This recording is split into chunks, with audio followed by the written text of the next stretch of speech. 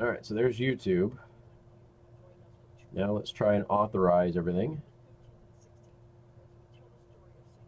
Nope. Okay.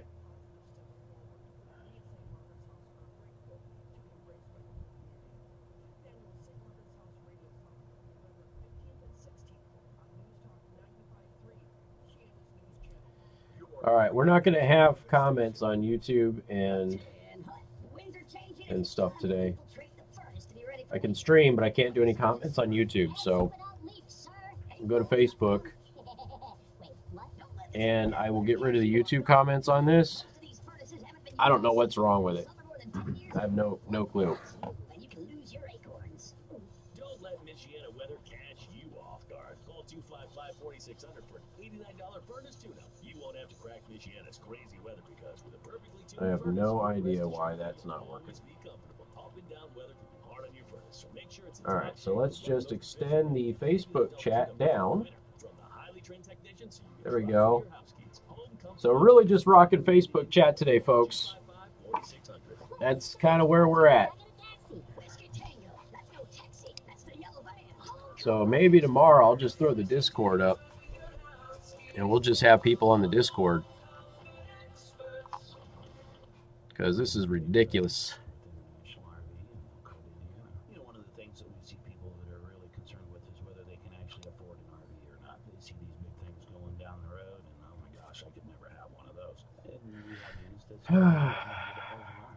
It's all about the fun, sitting around the campfire with your wife in the evening, or with your kids, or taking that stroll on the beach, or having that private weekend.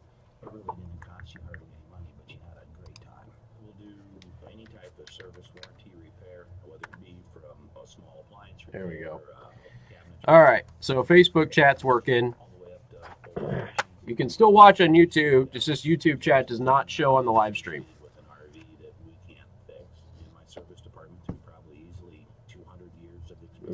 I don't know what's up with the software.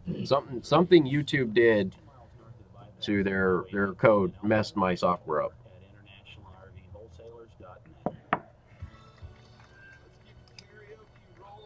Next up is Aunt Sue. Hit it, Sue. You put your money in, you take your money out, you put more money. Sue. I don't think those are the lyrics on the screen. With Lake City Bank's Freedom Plus CD, you can put money in and take it out. You put your money in. Sue, you can't take money out from a CD. You can take a monthly withdrawal with the Freedom Plus CD and make additional deposits anytime. Plus, it has a great APY of 2.15% for 18 months. You put your money in, you take your money out, you put more money in, and you never have a doubt. Get the Freedom Plus CD and spin yourself around. That's what it's all about. The Lake City Bank Freedom Plus CD, 2.15% annual percentage rate, 18-month term. Make deposits anytime and need a monthly withdrawal. Yeah, I'm a little cranky. I just don't feel good. And I'm irritated that my software has been broken for this long. Of generous donors and volunteers, we are changing the game for people served by organizations that share our core values of health, education, and community. Hope changes the game for those in need. And we are grateful to all of our game changers who have supported us for 10 amazing years. The Kelly Cares Foundation, the playbook for hope. Wow, look at that. Here's the call of the day. That is a sweet ride. Sweet ride call. That boy doesn't agree. Challenge thrown. Oh, the whistle. Look out. Previous sweet ride. Oh, that's going to leave a hard way line. Here's the root of the ride. I can't help it. That's a sweet ride. Happy customer from R&B Car Company Key in hand. There you go. Easy call. Put it on the street stand. That is the sweet ride. Oh, the celebration in the face. Hey, check out the sweet rides at RVCarCompany.com. Thanks, Rhonda.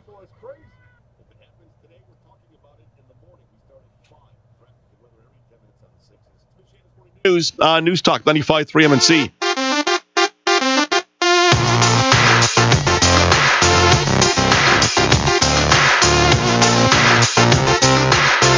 Hey, good afternoon. Thank you for tuning in. News Talk 95.3, Michiana's news channel. Once again, I'm your host, Casey Hendrickson. Producer Tim is screening your phone calls, taking your traffic updates. Phone number 574-2595-95.3. That is 2595-953. A couple of text messages, and we'll take some more phone calls on the election. Independent investigation with 20,000 phone calls to verify no voter fraud. This garbage has to end. Now, of course, this is the reference to the 20,000 absentee and early votes that were not tallied before we started counting votes yesterday. So now, of course, they're saying that they're going to talk to the vendor and figure out why on God's green earth did we go into yesterday's election without having those votes already counted. Because everybody goes out and they're doing their reporting on this. And we've got 3 races in St. Joseph County that flipped to the other candidate, all because of these 20,000 uncounted ballots. And now, obviously, this changes things. And some of those races are still very close, even after this. So who knows if it triggers any recounts or that sort of stuff, but we'll have to see. But naturally, this doesn't look good. So they're saying, hey, we got to meet with the vendor now. We got to figure out how this happened, what went on, what's the deal here with these 20,000 ballots, and they'll have some answer for you. It's not going to change anything. Like I was telling everybody yesterday, when you do catch voter fraud, and I am not saying that this is voter fraud, but when you do catch voter fraud, it always happens after the election and never overturns the results. Nobody ever goes back and says, hey, we should throw this person out of office because of voter fraud. Nobody ever does that. So will this have any total effect, if you will, on the results that are now in place? Unlikely. But there are people who look at this with a lot of suspicion. A lot of suspicion. Somebody says, Curtis Hill needs to resign. Why? Why? No evidence against the guy. Why? What's the reason? Just because it makes you feel good. Jackson, welcome to the program. Good afternoon. Hey, how's it going? Going well. What's up? I was an inspector that had 2 precincts yesterday. Okay. And they said right around noon you're supposed to manually sync up your iPad to get the absentee ballots would be downloaded into your poll book. Okay. And right around noon, I was watching, and it tells you how many voters have, quote, checked in. Those are people that come in to vote. Okay. And you can add the machine or look at the machine and see how many, then it was the exact same number. About when I checked it at 12:15, it went up 200. So that means that they loaded, at least in my mind, and they said they would load the early voters and absentees around noon, then that's what they did. So I just assumed that they were all in because my number changed, went up by 217 votes, actually. Okay. So I just assumed that they did that. So I don't know now where those extra numbers that added to my poll book came from if they never added them. Well, and maybe the total of early and absentee ballots was greater than 20,000, and for some reason there's just 20,000 of them that weren't added, and they added the rest of them, and we got to figure out why these 20,000 weren't added. I don't have the totals for... Well, they said there were 22,000, I think 354. So that was the total? Early and absentee ballots cast total. So you're looking at your system, and it gets loaded at the time that you're expecting it to load with all of the early and absentee votes. Uh-huh. But now they're saying that there's still 20,000 of them that didn't get counted. And so you're wondering, well, either where did the 20,000 come from, or where did the ones that came onto my system come from? Well, that's what I'm concerned or worried about. It sounded like that they never, what they're saying today, they never added any of them. Any of the 22,354 that were cast, they never added those to anybody's count. Holy smokes. What a mess. But my poll amount of people that came in went up. And it was right around noon when they said the absentee ballots would be loaded. Yeah. Because you had till noon on Tuesday for the mail to be brought in for them to have an absentee ballot. And so you're confident and positive that that additional number was not people that had come in. That was being added to the system for the early and absentees. Right. Okay. Right, because they said, look at your poll book around noon, and that's when you know that the absentees have been added. All right, so you've been warned beforehand, hey, this is going to happen, and you did, and it happened the way that you thought it was going to happen and was told it would happen, but now we still have 20,000 votes that didn't get counted. Okay. Right, because at about noon, I had about 450 people, and I looked, and it was up to, like 670. Well. So I know 200 people didn't go through in 5 minutes. Well, and here's the thing. I mean, it's not like St. Joseph County has a history of voter fraud or anything. I don't know. It doesn't make sense. If they said what they're saying now, that none of the earlier absentees were added, then why around noon when they said they would be added did my numbers go up? That is a great question. So one of these things is not like the other. Right. Because you, at least I thought it was supposed to be a good thing, because the old days I would have gotten 217 double stuffed envelopes that I would have had to have opened, verified, and inserted, and that would have taken 6 hours. So you're all super stoked about getting this digital count now. You're like, hey, this is going to make my life a heck of a lot easier. Yeah, I was actually wanting everybody to vote early so nobody came to my precinct. Yeah, you don't have to worry about it, right? Yeah. Well, I agree with Lynn Fitzpatrick here, because she's the St. Joseph County Republican Party chair, and she says, we've got to figure out what in the world this happens. And she says, and I quote, "This warrants a thorough investigation." And it warranted it before you called, Jackson, but now that I'm hearing what you're saying, it definitely warrants it. Yeah, because at the end of the day, I had 806, and it has a voter check-in, which were the actual people, and it was 806. Okay. But then it said for your total, because they had 2 precincts. Right. That number went up 217, and that's what I'm assuming were 217 early votes and absentees back. Yeah, because you've got 217 additional votes than people who actually walked into your precincts. Okay. Right, because they had 2 machines. You look at the number and you add them, and I saw the number that said it was there, and it was 217 different. So that told me there were 217 early and absentee ballots that were added from downtown. Now, okay, I have a. Don't be offended by this comment, though, Jackson. But I have to ask this. No one can offend me. Okay, well, I mean, you want to give me an hour? I'm pretty good at it. All right, so I have to ask this, though, because there's going to be people out there wondering if I would have been giving a fair assessment of this if I didn't ask you this. Is it entirely possible, Jackson, that you are using conventional addition and subtraction instead of Common Core, and therefore your numbers are off? That is a high possibility. Okay. Yes. All right. Well, I had to check. I am over 50. I am over 50, so I use stuck in your ways. Yes, so I use actual math, not new. It's the same math that Julius Caesar used. You line them up and you add them, and that's it. There you go. Hey, I appreciate the information, because this does not pass the smell test for many people, and I think part of that is, one, it just looks fishy. Two, hey, St. Joseph County has a history of voter fraud. Yeah, and I'm just saying, if they're saying now that none of them were added, then why did my number jump at noon when they said they would be added? That is an excellent question. All right. Hey, I appreciate the information, buddy. The Fox race flipped, so I just wonder what's up. Yeah, exactly. All right, man. Thank you so much. I appreciate it. All right. You take care. Yeah, Jackson, I think he's raised a pretty darn interesting point. Jesse, welcome to the program. Hey, Casey. What's up? These votes that supposedly weren't added and so forth. There was also a story out there, something about a voting machine that sparked the fire or something of that nature. Yeah.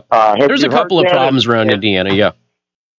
Yeah, I mean, is that where these so-called 22,000 votes came from, or did that not have anything? I don't know. The number that Jackson had for early and absentee was about 22,000 people had done it in the county, and this was 20,000 votes that weren't counted, so that's right about the same amount. So what the heck happened? That doesn't seem like one machine. That seems like a systemic issue. Exactly, and like you said, it's not like we haven't had any issues here before. Never. Yeah, never. Many people are trying to claim that we haven't had voter fraud, but I do remember some fake signatures and some people being incarcerated. Yeah, over when that. people So, get incarcerated for stuff that doesn't exist, we should all be really concerned about that. Yeah. Exactly. So, okay, well, I was just curious if you heard anything about the supposed fire in the machine, and if maybe that's where these votes are supposedly coming from. Yeah, but they don't know. You've got the St. Joseph County Election Board. They're saying we're going to meet with the vendor and figure out what in the heck is going on here. So who knows? Kind of like the millions of dollars we keep losing and finding and losing and finding. Yeah, amazing how that happens. Hey, Jesse, I got to roll, man. Appreciate the call. Thanks. All right, thank you much. Rita Glenn, the county's chief deputy clerk, said the election board is going to try and resolve this with the vendor as soon as possible. But Jackson has given us something else to think about as well, considering his precincts. MNC News Time is 3:31. Time to check out Masters Heating and Air Conditioning online. We'll talk about Jeff Sessions next. MastersHeatCool.com. Masters gets there faster. This is Michiana's. What's what? Oh. I meant to bring you some of my allergy stuff too. This just works on the congestion, but that other stuff is like a 24-hour dealio. And I actually feel a little bit better today. That's good. It's just it's like headache and all of that, Just kind of feel funky. I'm more irritated than anything at this stupid software.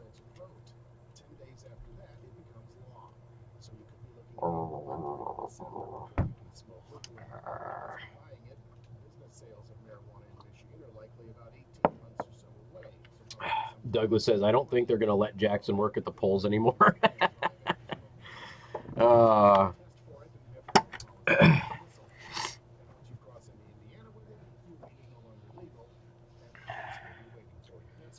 Yeah, wait till I tell Lars this.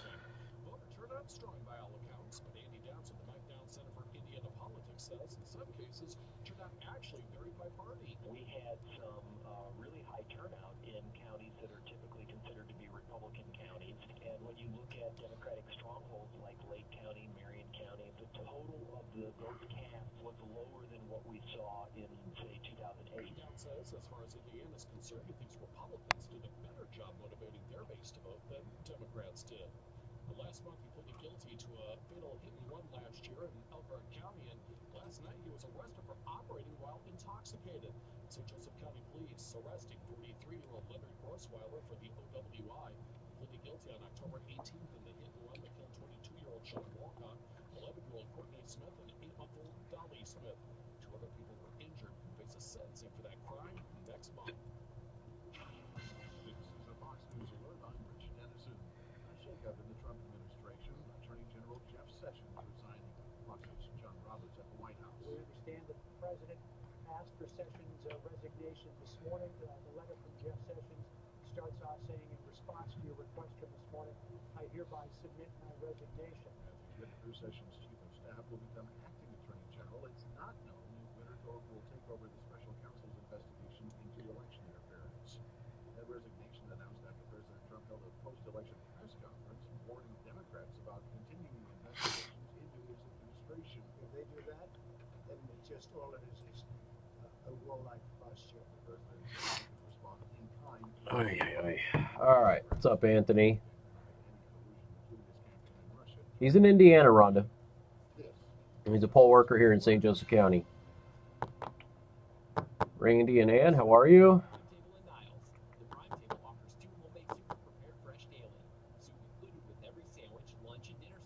CC is asking you what 3 races flipped due to the absentee debacle. Specifically asking you. So I figure you can answer that.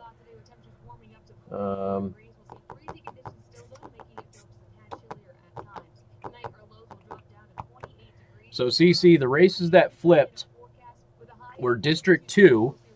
Aletha Jones beat the incumbent Stan Rubel. Stan Rubel was the winner last night. Then if you look at State Representative District 7, Democrat Joe Taylor defeated Republican Troy Dillon. That was a race that was tied the whole night. And then in the St. Joseph County probate court judge race, Democrat Jason Sikowitz defeated Jim Fox. Jim Fox was the winner last night. So those 3 races flipped as a result of these 20,000. It's 20,000. Well, I mean, it's technically 22,000. Yeah, it's weird.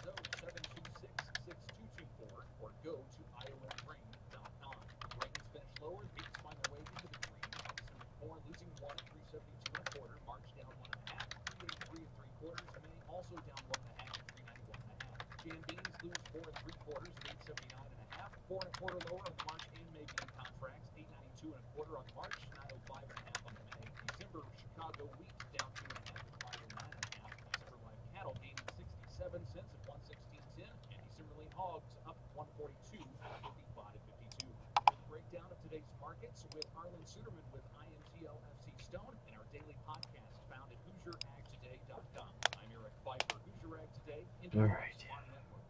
Your local versatile dealer, Weaver Ag and Lawn Equipment in Wakarusa, has the new versatile MFWD tractor in stock. The versatile MFWD has a new style for better visibility and maximum in-field performance. How about that, Warren? Math, huh? 365 engine horsepower. The versatile MFWD features a smooth shifting 16. This is very, very weird. Transmission. The cab is designed Very weird indeed. features climate control, movable right-hand console, and single lever shifting. Check out the restyled versatile MFWD at Weaver Ag and Lawn Equipment, your versatile dealer in Wakarusa. At Weaver Ag and Lawn Equipment, we believe hard work doesn't have to be hard or expensive, and having the right tools will help make hard work easier and more economical. Our experienced team members will work with you to find the versatile tractor that best fits your needs. We offer a full line of parts and certified service technicians. Depend on the power and simplicity of the versatile MFWD and Weaver Ag and Lawn Equipment, where hard work comes to get done.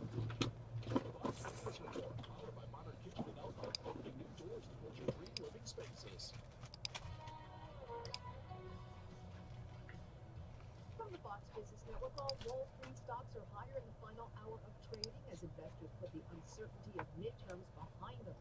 Among the gainers today, tech and healthcare companies. Energy stocks also rising after a swath of oil and gas companies reported earnings that topped expectations. And shares of home sales platform Zillow losing a quarter of... Would Indiana residents be able to buy marijuana/edibles from Michigan? If not, I give you money and you buy me num-nums, LOL. You can buy, you just can't bring it back over. It's just like going to Colorado. You can go to Colorado and partake. You cannot bring it back to your state if it's illegal. You can't do that. And you can't do it in public, so you've got to have a place to go that you can legally consume your edibles.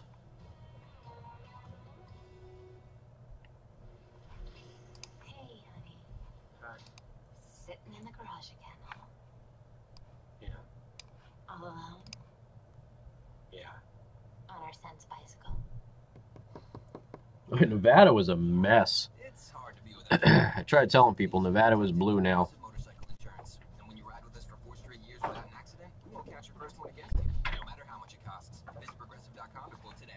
Alright, so we'll talk about Jeff Sessions because he's out. Bye, Felicia. You are helping your neighbors in need. You improve your own cardiovascular health. You get a free mini physical. You are being a good citizen. You get a turkey? Yes, you heard that right. Give blood now. Every red state Democrat who voted against Kavanaugh lost. Every single one. And a free turkey for your holiday. Donations are needed, even at this busy time of year. Local hospitals depend on blood donations from the South Bend Medical Foundation to aid in emergency situations. So what you're saying is elections have consequences. Now, the South Bend Medical Foundation will give You think? when you come in and give blood. It's NBC reporter wonders how long American majority will tolerate being pushed around by the rural minority. Oh, okay. Wow. Look at that.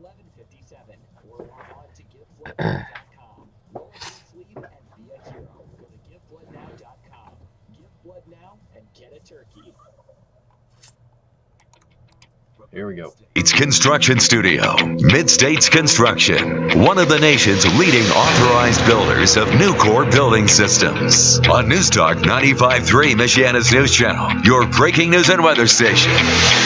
Casey Hendrickson.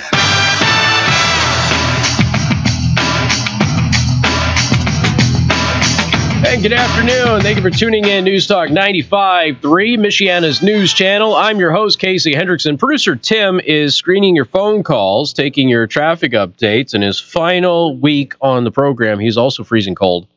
It's a little nipply in here. Phone number to join us, 574-25-95-95.3. That is 2595-953. You can also send a text message to 45364. Please put MNC at the beginning of that message. I'm sure we'll talk about the phantom 20,000 votes in St. Joseph County in the 5 o'clock hour again. I do want to thank our sponsors, Second Amendment Arms and Range. Many gift ideas for the holidays, so you start planning out here. We're not that far away from Black Friday, folks. It's pretty fast approaching, actually. So here's the deal.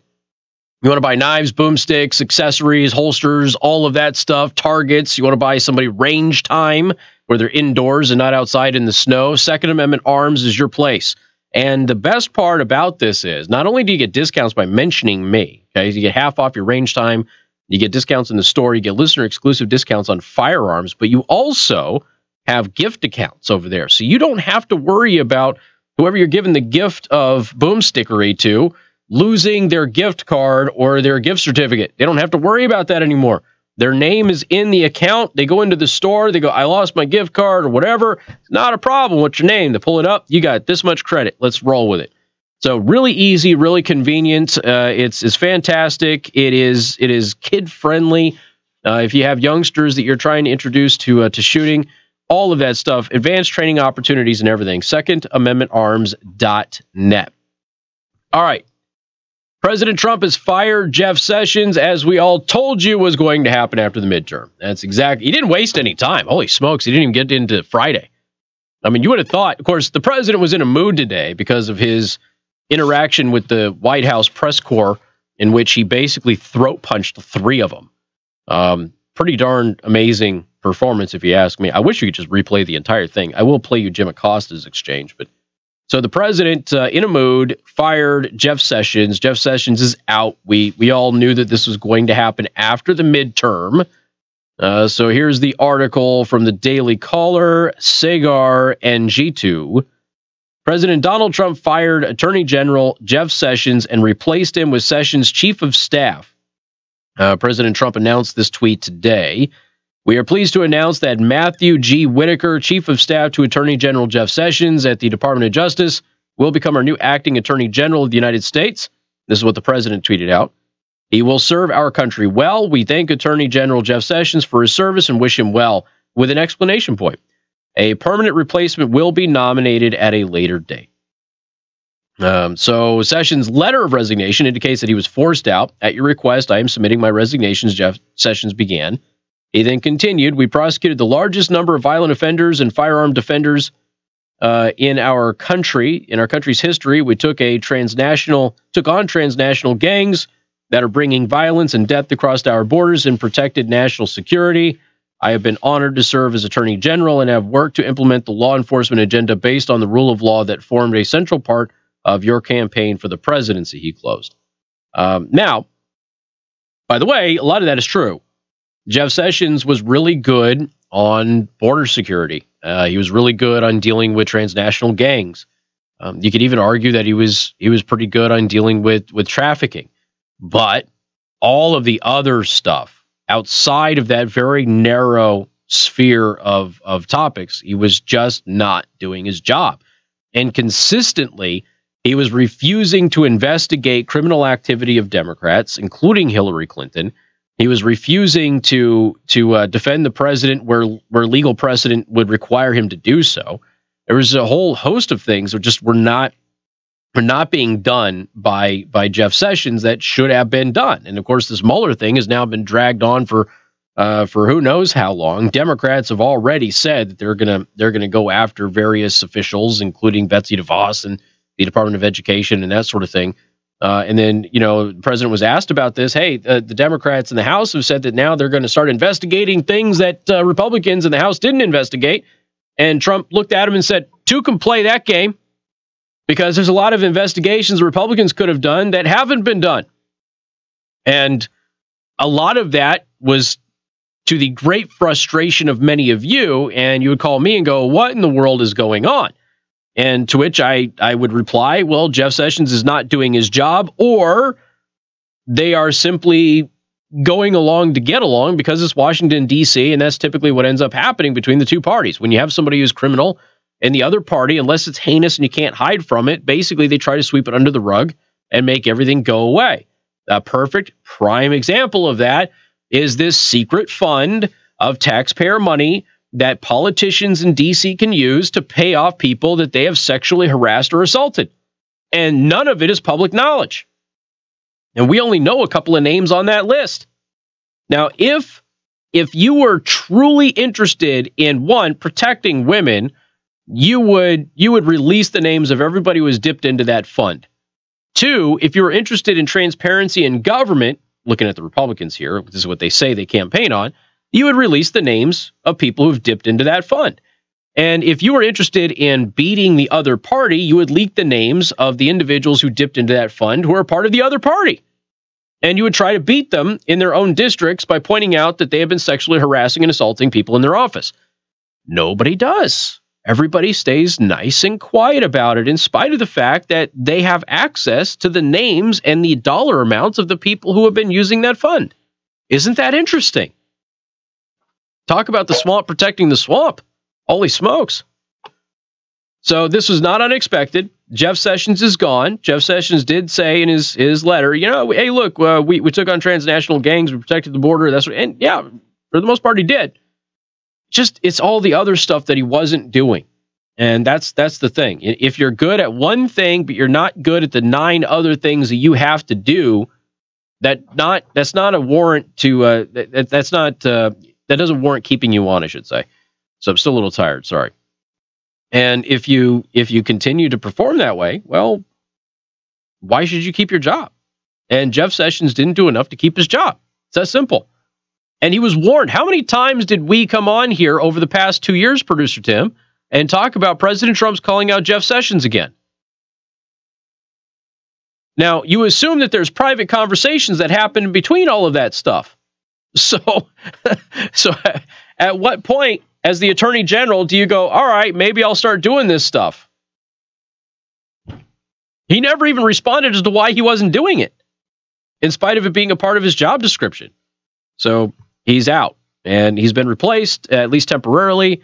We'll see if his replacement ends up being the permanent appointee. We don't know yet, but the president did not waste any time. This happened on a Wednesday, for crying out loud. This did not happen on a Friday afternoon like this usually will happen. It happened on a Wednesday in the middle of the week.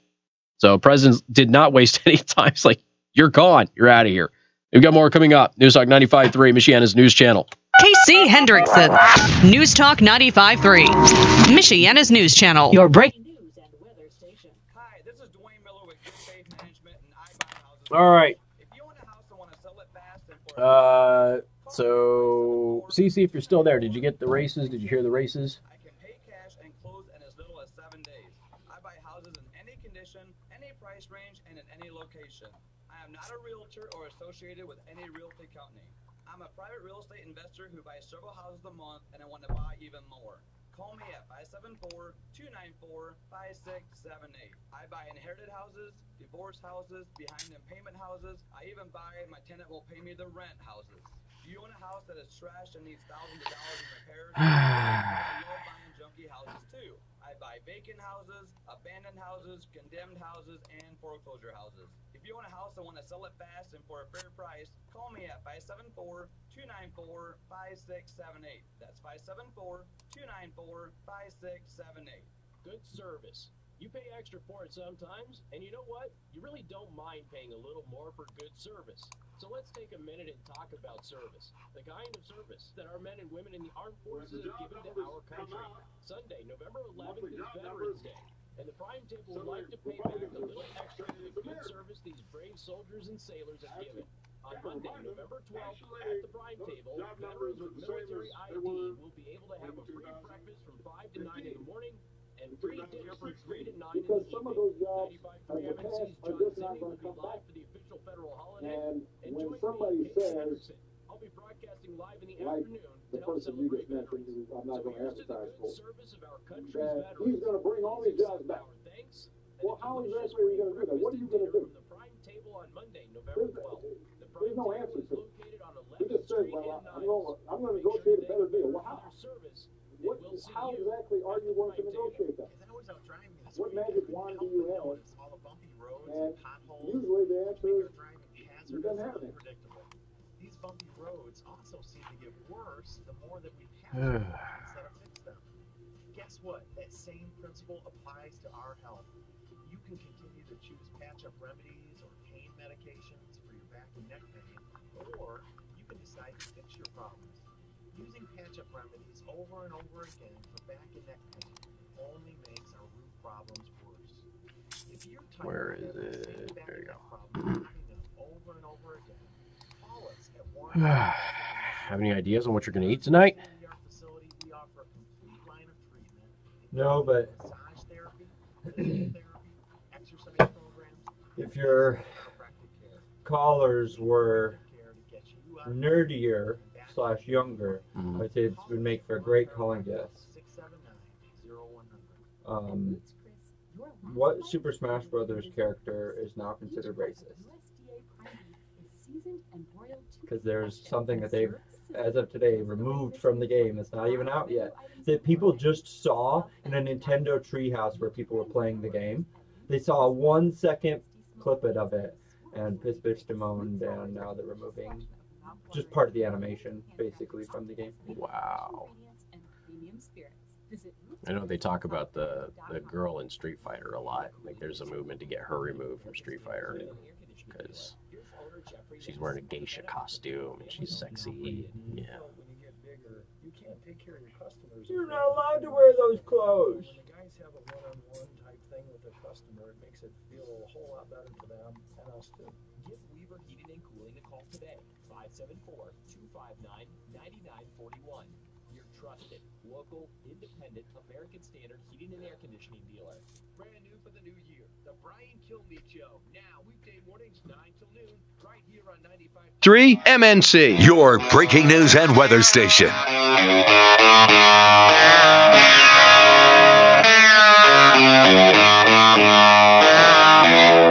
So how exactly did the pollsters do with yesterday's election?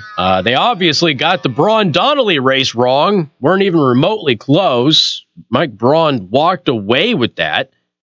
And they had that thing, really, there's only a couple of polls that even had Braun narrowly winning. Nobody had him walking away with it. So James Barrett, over at the Daily Wire, in the last few days before the most important midterm election in history, he's quoting, pollsters and analysts began to backpedal on their predictions about the much-hyped blue wave, which turned out to be merely a solid win in the House and a true blue wipeout in the Senate. On Monday, Politico provided some quotes from pollsters warning the public that this is no normal election and suggesting that many of the polls might have failed to calibrate for some unprecedented factors, including a staggering early voting turnout and a surge in non-usual voters. The president's also unusual. Let's be honest about that. The economy being this good at the end of the first couple of years of a new president, that's also a little unusual. So again, it goes back to the old adage: it's the economy, stupid. So with the dust settling, how did pollsters do in some of the key races? In short, they generally underestimated Republican support again. Now, I had told you like a year ago, probably more, if the Democrats took control of one house of Congress, that would be historically normal. If they took control of both, it's also historically normal, but you could say it's a referendum against the president. Okay, you would have plenty of argument to say that. If the Republicans retain both houses, that would be the only historical thing that would actually happen. And so we got the historically most normal circumstance. That's pretty much what we got. But Republicans did overperform. Democrats underperformed from what the pollsters were saying. Republicans overperformed from what the pollsters were saying. So it's quite interesting to see some of this stuff. So after crunching the most recent polling data, Nate Silver's 538 predicted on election morning that Republicans would end up with 52 seats in the Senate. Democrats would most likely secure 234 seats. Both estimates appear to err slightly on the side of the Democrats. That's Nate Silver. Republicans are currently poised to end up with 53, possibly 54 seats in the Senate, depending on how Arizona and Colorado shake out. They currently lead in those races, by the way. Democrats did make major gains in the House, but appear likely to fall short of Silver's prediction of 234 seats. More notably than the overall number of seat wins and losses is the percentages by which Republicans defeated Democrats in some key races. I was just reading earlier, every red state Democrat that voted against Kavanaugh lost. Every one of them. Every candidate that President Obama campaigned for, every one of the major big name candidates lost. The candidates that Trump campaigned for won. So that says a lot. To be perfectly honest with you. Let's see. Florida governor's race. The vast majority of the polls predicted that the Democratic gubernatorial candidate, Tallahassee Mayor Andrew Gillum, would win by anywhere from 4 to 7 points over Ron DeSantis. Election morning, Real Clear Politics average of the key polls showed Gillum ahead of DeSantis by 3.6. And of course, Gillum ended up losing by 1 point. NBC News lists the current vote count, 99% reporting, with DeSantis with a 55,000 plus vote lead. The Florida Senate race, Republican Governor Rick Scott faced off against Democratic Senator, the incumbent Bill Nelson, but Bill Nelson was supposed to defeat Rick Scott. The final numbers have Scott winning. However, we just heard right before the show that Bill Nelson's demanding a recount. Scott then issued a pretty stern statement and said, "This is a sad way to end a long political career. This race is over. He should let it go." Indiana. Again, they got everything wrong in Indiana. Now, nobody expected Braun to do what he did, but Braun just destroyed Donnelly in that race. Missouri, same thing. Montana, same thing. Tennessee, same thing. Just go on and on and on and on and on. So really the only polling that got somewhat close in some of these big races were the overall totals, or that the Republicans were going to keep the Senate and the House was going to go to the Democrats. But really, the numbers are off. In the big toss-up races, they didn't get it right. Even if they called a race for one candidate, the numbers by which they were calling the races were nowhere near what they actually were. So what this ends up telling us is that pollsters have a long way to go in evaluating the new way of doing elections and campaigning, because they're still off on these things. They were saying a lot of races were way closer than they should have been. Some have speculated that the pollsters knew this and skewed the polls to make races that were not really competitive, like Indiana, seem more competitive in order to try and give some of the Democrats a shot. Now, is that a conspiracy theory? Yes. Do I think it has any validity? Not really. But people are still saying it. And when you're consistently this off by this much, well, you're giving people plenty of ammunition to go after you. All right, we got more coming up. News Talk 95.3, Michiana's news channel. WTRC-FM and HD1 Niles, South Bend, El...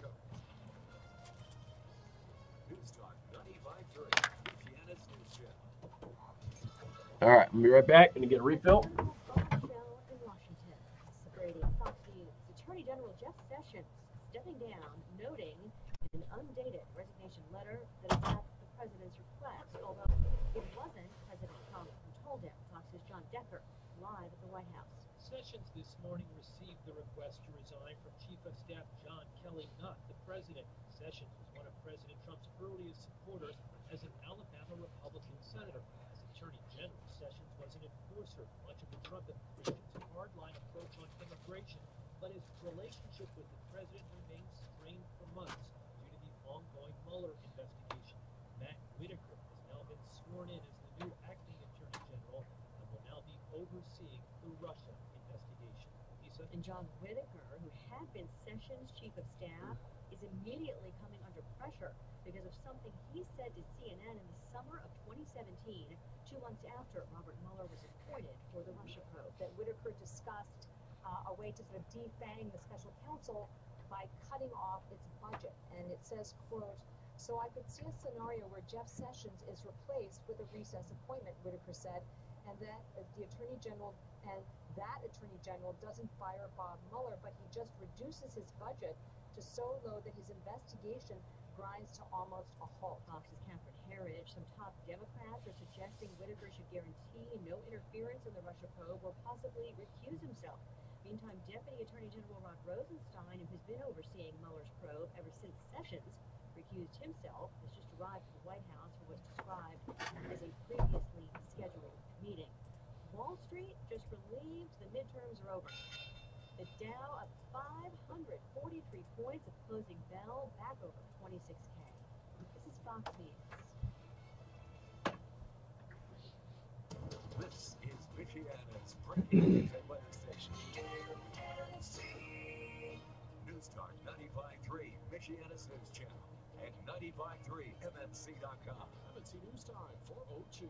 I'm John Simney in the MNC News Center. Among our top stories this afternoon, more than 22,000 votes uncounted in St. Joseph County until today. And now that they've been counted, 3 local races have flipped. Democrat Jason Sikowitz has unseated incumbent Republican Jim Fox as probate court judge. Also, Aletha Jones beat incumbent Stan Rubel on the South Bend School Board.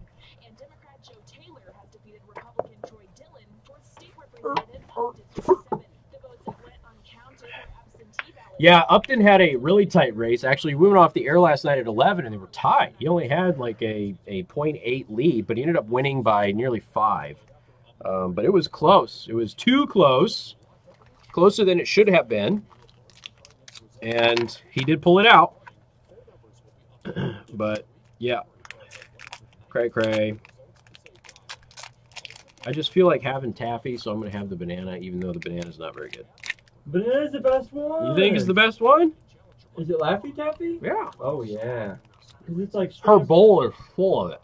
It's fake wood where? Done by the coffee maker? Oh, kidding. Oh. I don't like going in there. Unless she's not there. Then I steal all the candy. Oh, she wasn't in there, but she is now.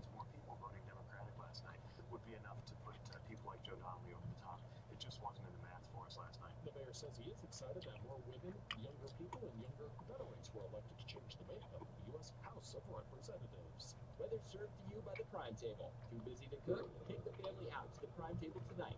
A great kids menu with free ice cream. Rosenstein watch has begun.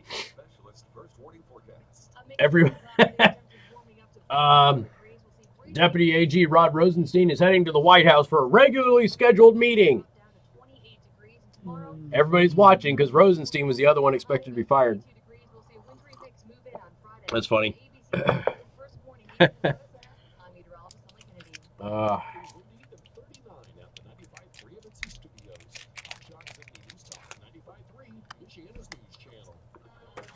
Download the 95.3 MNC app and stay connected to live audio and the day's biggest news, all in the palm of your hand. From 95.3MNC.com, your breaking news and weather station. News powered by Holly Max of 4 Lakes. Check out I gotta hop on the Discord server. I haven't been on the Discord server a lot in the last week. tacos and $2 domestics now through the end of the year. Discover more at HollyMax.com. Holy Max at 4. Locally raised meats made to order American classics. products like ribeye, bluegill, hand-cut Chairman's Reserve steaks, slow-smoked ribs, double bacon, double cheeseburgers, wings, and a full bar. Put the finishing touches on your visit. Just a short drive from anywhere in Michiana. We're located between the 9th and 10th holes of Four Lakes Golf Course on Highway 12 in Edwardsburg, and we're open to the public. Check out our daily specials. Visit Tuesdays through Sundays to taste what it means to make American food great again. Well, that's just it. Like, we were saying that, like, all you got to do is have Kate Upton tell people to vote for him, and they will. From BASF is the only product that offers effective protection against both SDS and nematodes throughout the critical growing period. Growers get amazing. She's frequently in town for his victory parties, too, by the way. But I don't think she was in town this time. SDS or nematodes with Olivo. To find out more about Olivo and how to protect your soybeans, talk to your seed dealer or your BASF rep. Grow smart with BASF. All right. Renowned medical correspondent and endurance race champion, Bob Arnold, MD. People ask me, how do you keep competing at the age of 70? Healthy living is important, but so is pain relief. If you have pain, you can't train. So I'm thrilled I discovered Salon Pass Lidocaine Plus. This unique topical pain reliever contains Nothing has worked better for me. Salon Pass The Butcher Box hasn't even shipped yet. What the hell? I know, right? I'm like, guys, come on. I need that food. They're probably killing a cow for me. Probably.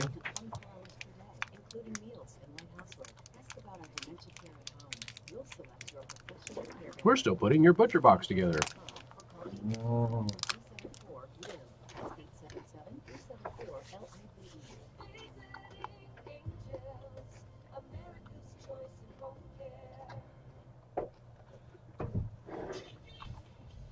Hendrickson from the Mid-States Construction Studio.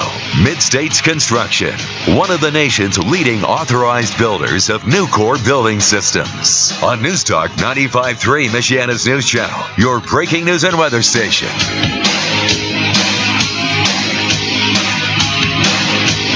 And good afternoon. Thank you for tuning in. News Talk 95.3, Michiana's news channel. I'm your host, Casey Hendrickson. Producer Tim is screening your phone calls and taking your traffic updates for the last couple of days, ever, because he's leaving Friday. So, again, do you want me to let people know about tonight? Yeah, why not? Producer Tim will be at Temper Grill with me tonight. Now, we will be having dinner with his parents as well. So, you're welcome to come up and say hello. Just don't sit down and try and take over the dinner. But you're welcome to come up and say hello. He will be with me at Temper Grill tonight. All right, 574-25-95-95-3. That is 2595-953. Somebody sent a text that said, where is Tim going? Ligonier. That's where, well, I mean, he's in Ligonier now, but that's where his primary job is. And you are accepting more responsibilities at your primary job. Yeah, just going to work more hours there. Yeah. I mean, you got an upgrade in position, didn't you? I mean, there's an M word on there, in there. I mean, just say it. Meh. Meh. Somebody asked, would Indiana residents be able to buy marijuana/edibles from Michigan? If not, I give you money and you buy me num-nums. LOL. Yes, you can. Now, I'm going to get into the marijuana thing here in a second. Just like with the other states that have legalized recreationally, you can visit, you can partake, you have to do so legally within the boundaries of that state. You cannot come from Indiana, go to Michigan, buy in Michigan, and then drive back to Indiana with the marijuana. You'll be breaking the law and you'll be in big, big trouble. Do not do that. If you are a resident of Michigan, do not buy your marijuana and then run an errand that takes you across the border into Indiana. You're going to get in big trouble.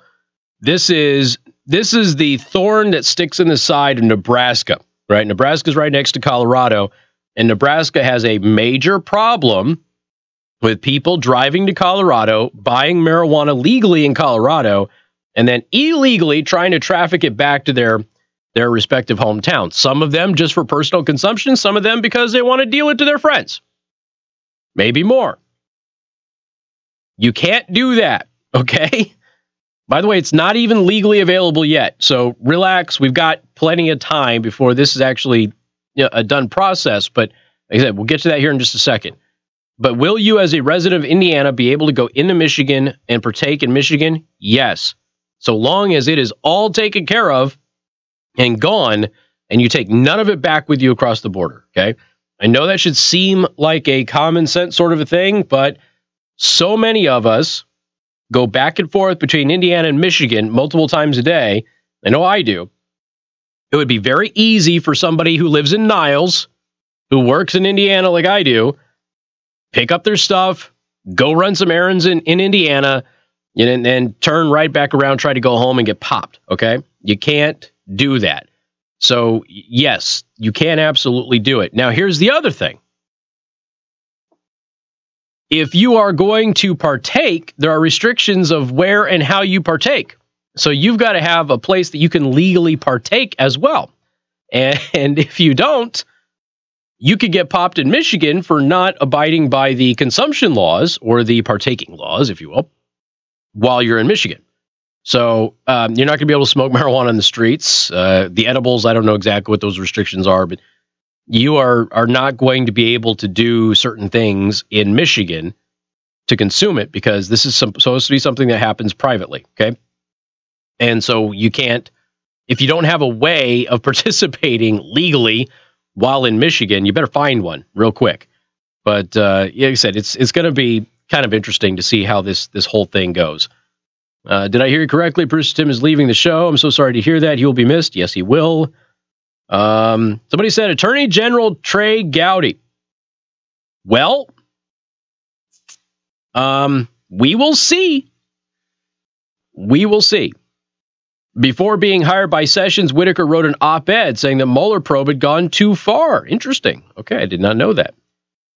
I would make a great call screener, somebody said. I believe we are accepting applications to be my board op. So we don't have one. We talked to John yesterday, and he didn't have any idea who was going to take over. So my recommendation to you, if you are looking to be paid very little and work in the middle of the day, is to contact Federated Media and call the corporate office and try to set up an interview. That would be my recommendation to you. All right, 574-25-95-95-3. That is 2595-953. mlive.com. What happens now that marijuana has been legalized in Michigan? Now, before you run out to go buy some pot, you're still committing a crime, so don't do that, okay? So if you're buying from somebody on a street corner, you're still breaking the law. You cannot partake right now. Number one, the law does not go into effect right away. The law doesn't take effect until 10 days after the results of the election are certified by the Board of State Canvassers, a process that starts in each county. Secretary of State spokesman Fred Woodhams said that the certification has to legally occur by November 26th.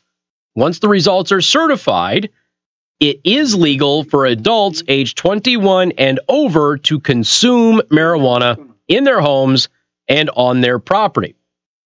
All right, so that's by November 26th, okay? Now, keep in mind, consuming marijuana is not the same as purchasing it. So even though this will be certified on November 26th, and once they're certified, it will be legal for adults over the age of 21 to consume marijuana in their homes or on their property, getting it still will be a crime for many, okay?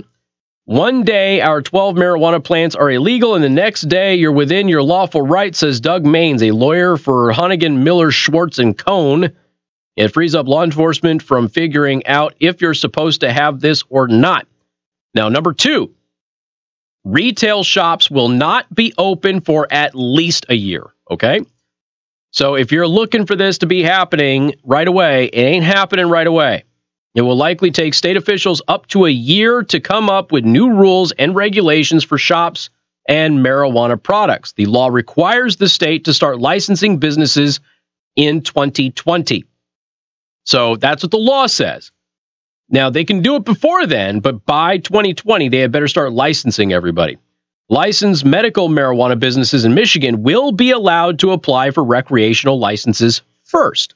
So a lot of you who have a medical card and are getting your medical marijuana from a location, I would recommend you ask them if they have applied or will apply for the recreational license, and the answer will most likely, in most cases, be yes. The law could still change.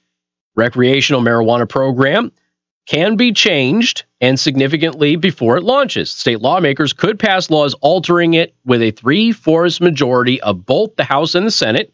A 3/4 majority in both legislative bodies is extremely difficult to obtain, however, so it would have to be something that is pretty much universally agreed upon in the legislature. The legislature, by the way, still remains in control of the Republicans in Michigan in spite of the gubernatorial race going to the Democrats. Number 4, local officials might pass bans. This is a part of the law. Your local municipalities can ban the sale of recreational marijuana in their districts. Cities, villages, townships in Michigan have a choice of whether or not to pass an ordinance to further regulate, limit, or ban recreational marijuana businesses altogether. Any business, a grower, a processor, a testing lab, secure transporter, or retail store has to gain approval before getting a state license. That said, municipalities can add further oversight to the program by passing local laws. Many of the actions cities and townships took on medical marijuana could foreshadow what's to come under the recreational marijuana program. Number 5, you can't buy medical marijuana for recreational use. I know what some of you are thinking, well, they already have it. I can just go in now, right? No, you cannot. Medical marijuana provisioning centers will continue to sell marijuana products only to card-carrying patients. However, caregivers allowed to grow marijuana for medical patients under a 2008 law are able to give weed but not sell to non-patients. Aha! That's where, after the 26th, the legal consumption of it in your own home could benefit some of you if you know somebody who has access. Number 6. Doing this while driving is still illegal. And I know that you heard Victor Fitz say that this would be a minor infraction. You heard others say that it wasn't. It was going to be a problem for DUIs. I told you I didn't read the law that way at all. In fact, I read it as it's still illegal in every way, shape, or form. There wasn't a softening of the language. But that was an argument that was made by the anti-legalization crowd. It is still illegal to drive under the influence of marijuana and to consume it while driving. Passengers also cannot consume in a vehicle. It is also still illegal to consume marijuana in public. Possessing marijuana in a vehicle would not be a crime. However, if a police officer has probable cause to think that somebody is consuming it, they may try to charge you. It comes down to people being responsible. Don't be driving down the road with your ounce of weed sitting in the passenger seat. Probably not the best thing in the world. Yes, you could still get fired for having marijuana. Okay, employers across Michigan are now reviewing their drug testing policies. Companies can still fire employees for marijuana use if a drug test comes back positive. We've talked about this at great length throughout this entire process. The rights of the employer, in particular, employers that have federal contracts, are respected by this law. And now some of these employers don't like that they're going to have to invest more, they say, in drug testing. But with that said, they still have the right to fire anybody if it comes back, even if they are not intoxicated at work, but just that they have been using it in their own personal time. So for those of you who are going, well, it's my personal time, I can go ahead and do what's legal in my state in my personal time. No, you can't. 574-25-95-95-3. That is 2595-953. Some phone calls with questions about this coming up on News Talk 95.3, Michiana's news channel. KC Hendrickson, News Talk 95.3, Michiana's news channel. Your breaking news and weather station. Maybe Mexico Joe can take Tim's job. Nah, Lucy'd be a better candidate. Lucy Brenton. Oh, Lucy. Get her on as a co-host. Well, yeah. Have the two of you in here. Well, I think Lucy Brenton is gonna end up being a fill-in host for me. I'm saying get her in here full time. co-host it. She got 10 kids. She'd probably take it. Right? She could use a 3-hour vacation every day. What in the world is that? I have had only one female producer. Oh, Jules, who I love dearly. 95.3, Michiana's news channel. Your breaking news and weather station. News. True story. PC Hendrickson. So I had my first producer that was a character was Tim, different Tim. Then I had Jules, and then Craig the bartender, and then Tim. Of all of my producers, are the only 4 that there's been a click. And like Tim, Jules is a total geek.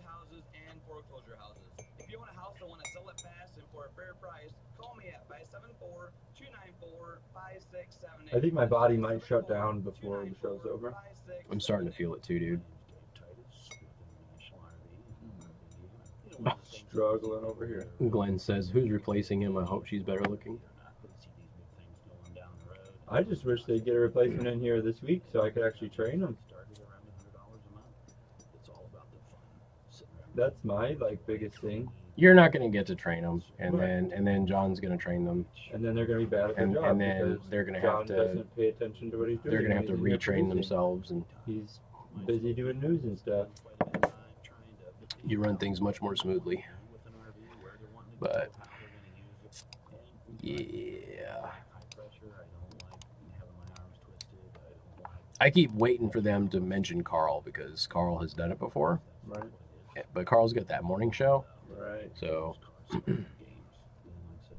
I also thought it was extra funny because he was talking about how it kind of goes around this place where when you do something once and then it just becomes your job. Oh, he was planting the seed. Yeah. I have no doubt. He mentioned how upset his wife would be too. Right. Whether intentional planting the seed for himself or trying to attempt to nix himself from the job. Either way, I don't know. Rhonda, I haven't looked at my messages on the fan page yet, so I apologize with everything that was going on yesterday. I just haven't seen it yet. So if you sent it to the fan page, don't worry, I will get it. I will look at it in the next day or two, okay? I promise. So.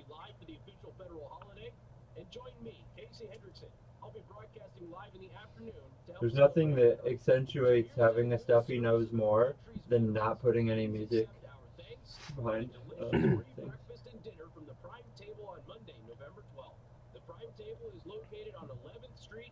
I don't understand.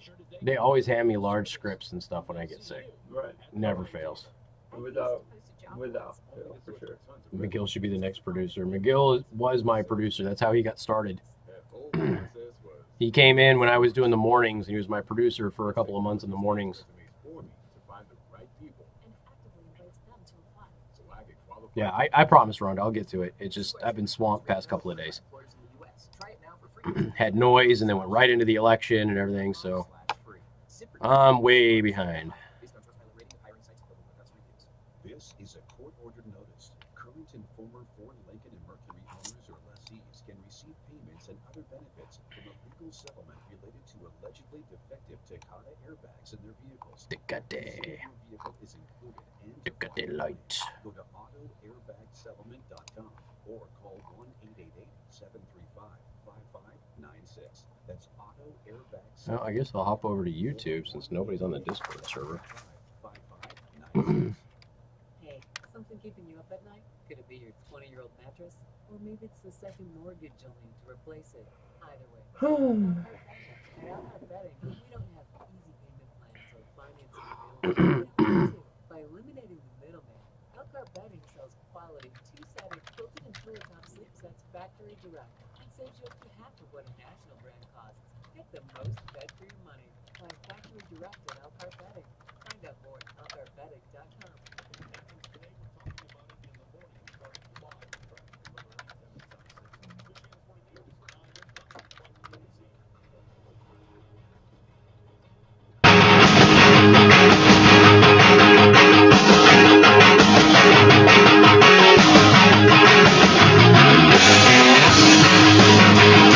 Good afternoon. They you for tuning in. News Talk 95.3, Michiana's news channel. I'm your host, Casey Hendrickson. Producer Tim, screening your phone calls, taking your traffic updates. Phone number 574-25-95-95.3. That is 2595-953. You can also send a text message to 45364.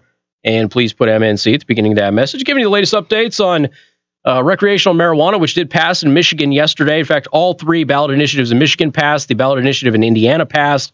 So a lot of law is going to be changed in our respective states. To the phone lines we go. Lynn, welcome to the program. Good afternoon. Hi, Casey.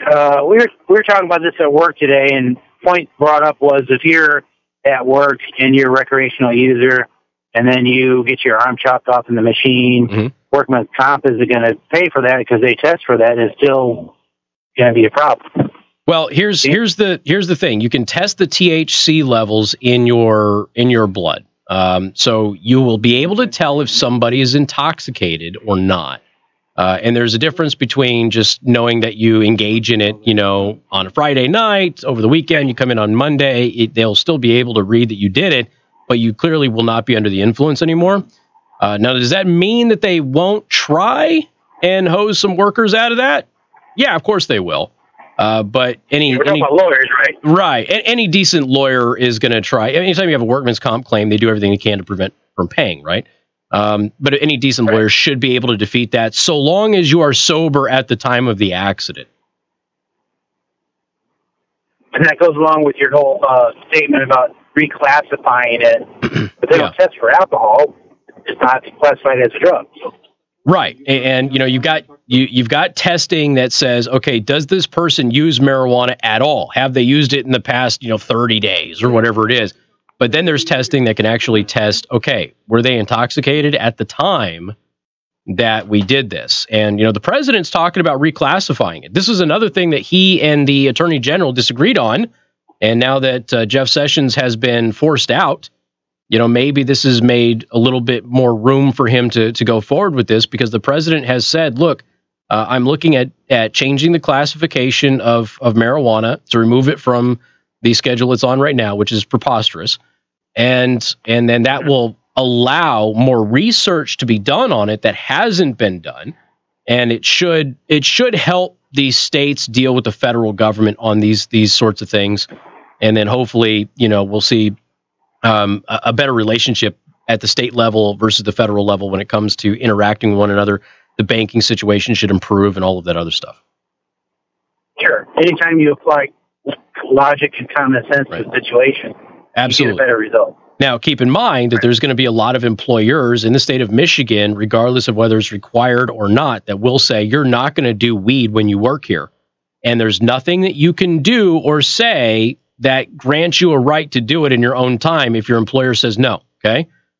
So if your employer says whatever you do on your own time is your own time, just don't show up high to work, and then an accident happens, you'll have the case that you had drawn up.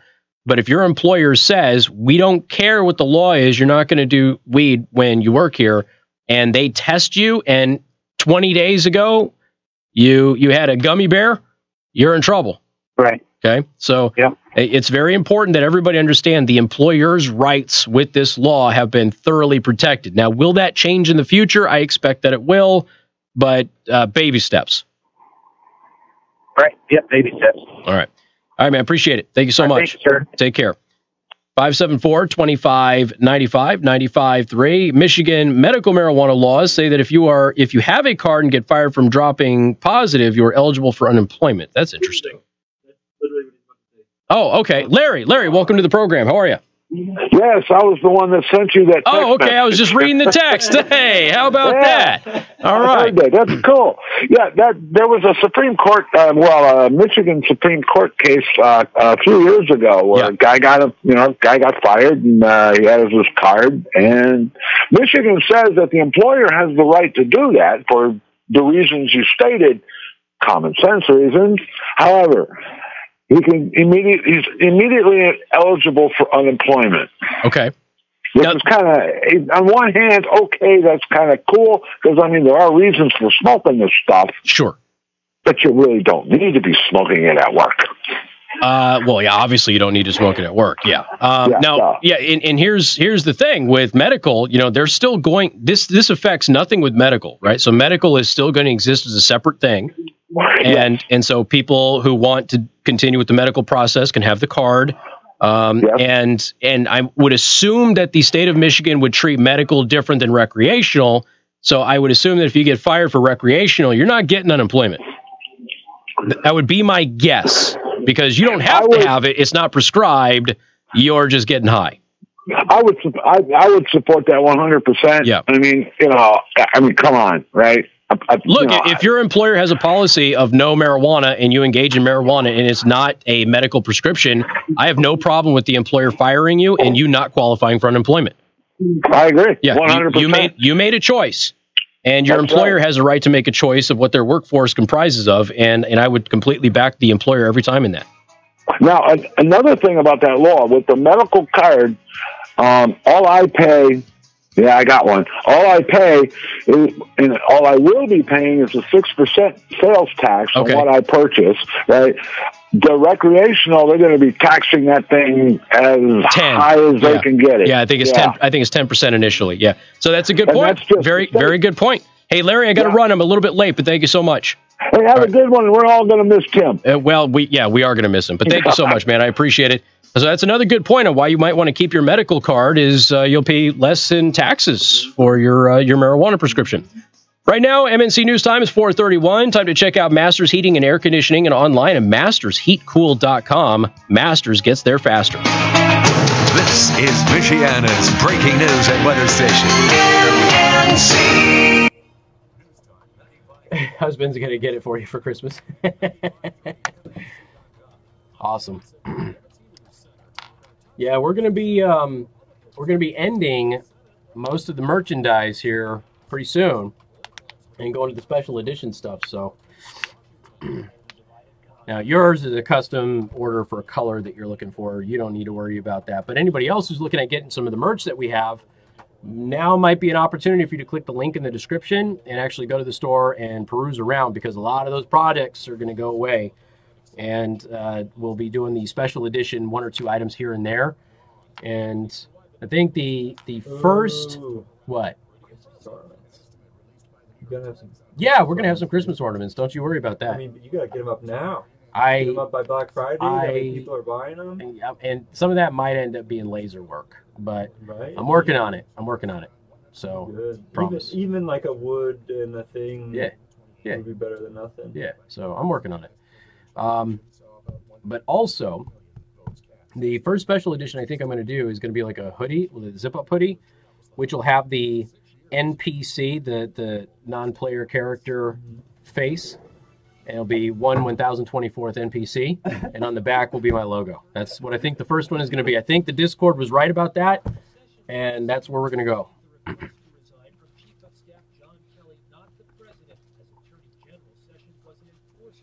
I know somebody who was fired for being drunk at work. He did not qualify for unemployment, nor should he. And the same would apply with recreational marijuana use. Casey, why is vaping now becoming a bad thing to kids when it was perfectly fine like 4 or 5 years ago? Because we have a bunch of stupid politicians who are... I don't have any other explanation other than they're being paid off.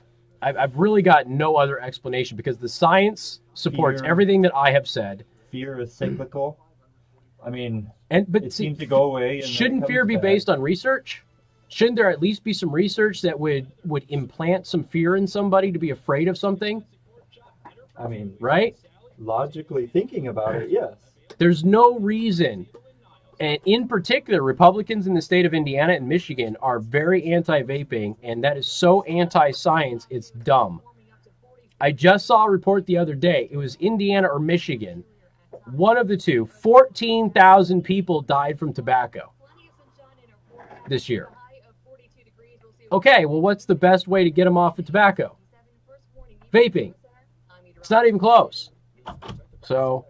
I don't have an explanation for you. It's not based in logic, and it's certainly not based in science. Grandma wants to talk to me about merch. Okay, I'll give you a call after the show. I will have a couple of minutes, but not much time to call after the show before I go to Temper.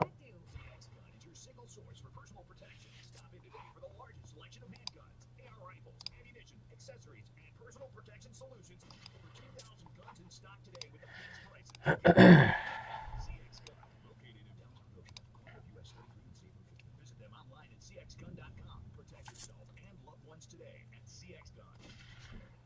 you wonder what it would be like to eat corn on the cob again, or enjoy a crisp apple without cutting it up? Are you looking to improve the appearance of your teeth? Hi, I'm Dr. Terrence Mahoney, and if you're considering improving the appearance and function of your teeth, join me and our staff at Mahoney Family Dentistry for our denture and implant information night. Dentures and dental implants are a lasting solution that can change the quality of your life. Seating is limited, so reserve your seat right away by visiting MahoneyDDS.com. The next dental information night is November 14th at 5:30 p.m. The Fox Business Report, followed by home carpet experts, plumbing, heating, and cooling. Keep your hard-working furnace running smooth with the tune-up today. Call 255-4600. From the Fox Business Network on Wall Street stocks soaring. Oh my gosh. Election bounce, the major averages hitting session highs Plug after this in. President Trump indicated Use he's it. willing to work with Democrats. Let's get an extension cord from 1960 though to plug it in so I can get it really close to me. Today, tech stocks and healthcare What is? Why leave the air conditioning at 68 and then put a space heater in here when you could Oh, the just space heater's mine. turn the air conditioner? Oh, is it? Yeah, Dylan brought it for my garage. Uh, John was really upset about it. He was nervous I was going to plug it in, and the building was going to burn down. He's like, "Hey, what is that in there?" I'm like, "It's a heater." Has he ever stepped into the B100 studio? I don't. Brittany uses a space heater Does she? every night. Like Does at she? least during the colder months. Yeah. There's almost always a space heater plugged in over there. I mean, at least last time I went in there and chit-chatted with her, and it was an evening. Interesting. Yeah, I mean, I don't know if it's quite that bulky, though. It might be a little bit smaller and maybe less of a thing. Also, John's a bit of a worrywart when it comes to things. Right. On our son's bicycle. No, I looked on federatedmedia.com at our job listings here in South Bend. And as always, account executive for every single station is listed, which is always, because we're always looking for salespeople because the turnover's really fast. Okay. Also, the internship program that is always on the website, on the website. And then the morning news spot to replace Tom Franklin. Nothing for this position on the website. Okay. So it might be better to call or email John. I don't know if John checks his email. And also, if you call, it's probably going to get forwarded to his desk, and he'll never see it in comparison to actually getting forwarded to the newsroom where he is. Come in and ask for an application. It might be the best way. Or email, resume. I don't know. Does he check his email? Jay Zimney. He usually checks his email. Jay Zimney at 953. It's not our taste. It's not necessarily what we see. It's we're trying to give you a finished product that reflects you. Come in, look at what we have, see what we have to offer, and we would love the opportunity to show you what we can do. I enjoy my mom throwing incriminating things about us in the live chat. We just buy fireworks in Tennessee and bring them here. Transporting explosives across multiple state lines. You also have us. You have 127 nurses, surgeons, and specialists, all dedicated to They're requesting the Tim Cam. They want Tim Cam? Yeah. You want to do it? It doesn't bother me any. They're going to watch me blow my nose and be freezing cold over here. How much time do I have? 36 seconds. 36 seconds. But it's the bottom of the hour rejoin, and that's a minute long, so really like a minute and a half. Okay. Total time. I thought about that as well. Yeah, just having the Tim Cam on every day. Right, just for this week, and then I didn't really think about it Monday or Tuesday. And well, the only reason the Tim Cam isn't on every single day is because you didn't want it on every day. You're right, because most of the time Ross would start picking on me, and then I'd just be like, well, screw you guys. Was that why? Most of the time, yeah. It was all Ross's fault?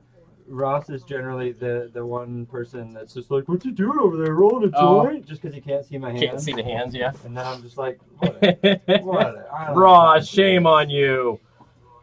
All right, there you go. There's Tim Cam. We got Tim Cam back up for everybody. The Hendrickson.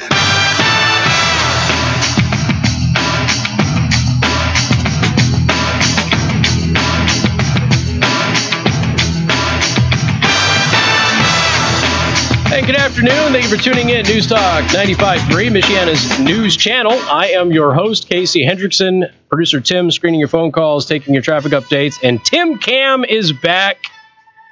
Popular request. People are saying if Tim's leaving this week, then put the stupid camera on him and let us stare at his face for the last couple of days. So producer Tim's camera is back on the live stream. You can watch the live stream by going to facebook.com/Casey the host or youtube.com/Casey the host. We do only have the comments from the Facebook chat, though. The YouTube chat is not working today. So when you watch the live stream, you'll only see the Facebook chat. Although there is a whole group of people who watch on YouTube who are totally active and chatting on YouTube. So if YouTube's your preferred platform, you just won't see your posts on the live stream video, but people are definitely engaging with each other on YouTube. So go check it out. Good group of people, too. I want to thank our sponsors, Second Amendment Arms and Range. And what is today? Wednesday? Kids Wednesdays. Kids shoot free with a shooting parent every Wednesday at Second Amendment Arms and Range. And while you're there, don't forget to ask them about training and leagues, including off-site events, and the basic pistol class coming up on Sunday, November 18th from 12 to 4 p.m. All right. What else do we have to get to today? Lots and lots and lots. Somebody did send me a graphic that is floating around about the history of midterm elections, in that typically with midterms, the party in the presidency loses more seats than Trump lost.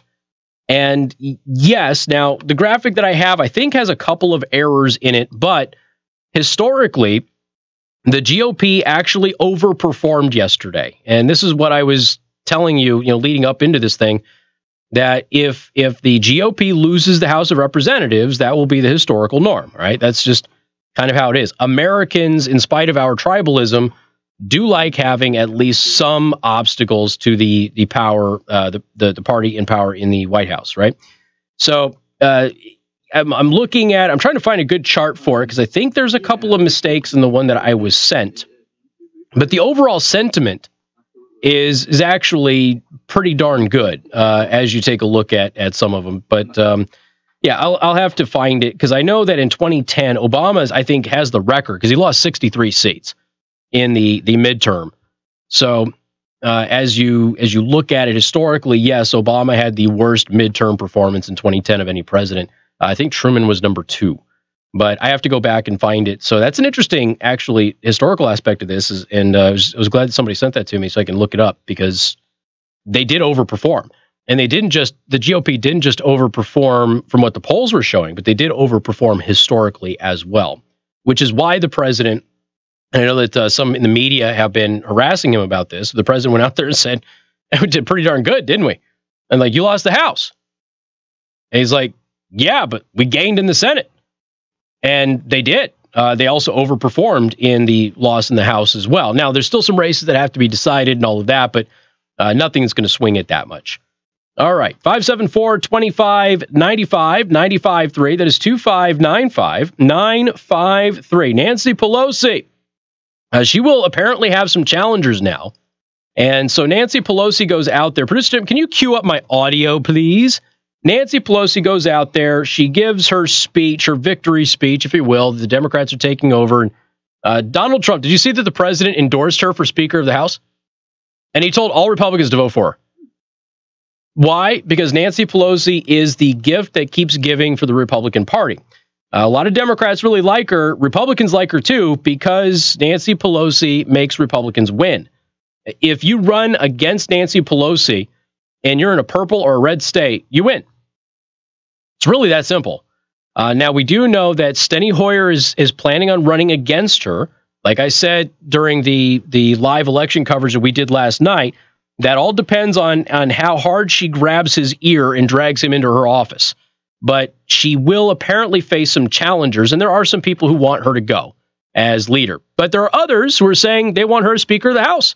So Nancy Pelosi gets up, she gives her little speech here, and she has a gaffe. Nancy Pelosi gaffes on her first speech after the Democrats take back the House of Representatives. Here's Nancy Pelosi.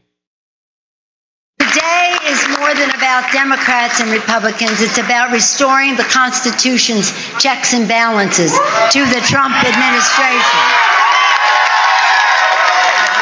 It's about stopping the GOP and Mitch McConnell's assaults on Medicare, Medicaid, the Affordable Care Act, and the health care of 130 million Americans living with pre-existing medical conditions. Let's hear it more for pre-existing medical conditions. What? That sounded like it was Skeletor saying what at the end of that clip, Producer Tim? Did you add that in there? I don't know where that came from. Why would Skeletor be hopping onto a soundbite about Nancy Pelosi? That seems a little strange. Let's hear it for pre-existing conditions.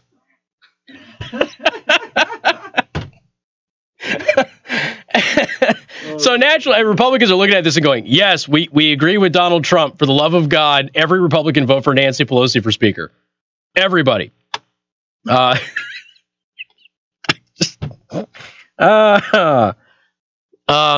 of you out there have pre-existing conditions. I mean, Nancy Pelosi really likes your pre-existing condition because I guess she credited that with a win in the House of Representatives. Now, we told you the other day, as you looked at the way that the parties are running, the Republicans are running on the economy, and Democrats are not running on impeachment. They're running on health care. And so you got a lot of younger people, again, who have never dealt with anything but the ACA. So when young people have no idea how much more affordable insurance was and how much better access to healthcare you had several years ago, they've never experienced it. They came into adulthood under the ACA. That is all they've had. And they've got a party telling them that the Republicans want to take it all away and that you'll never be able to go to the doctor again, which we all know is complete and utter crap. But they don't know because they've never experienced it. What they're experiencing right now is the ACA, and they don't like the ACA because the ACA is garbage, and so they want single payer now because they've never experienced a free market healthcare system. And frankly, many of us haven't experienced a true free market healthcare system either because we've not been allowed to live in it, but at least a more free market system that we had before the ACA, which is a much better system than we had now.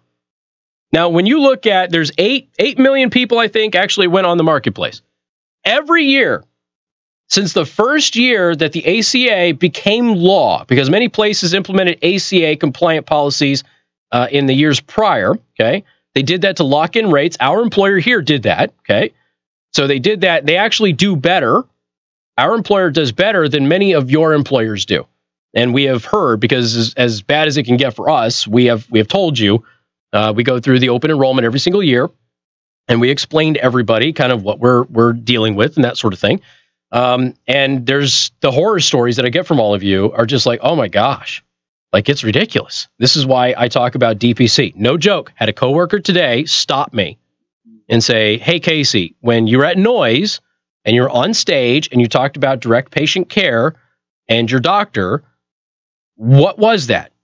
Because I'm on my spouse's insurance, and our rates are going through the roof.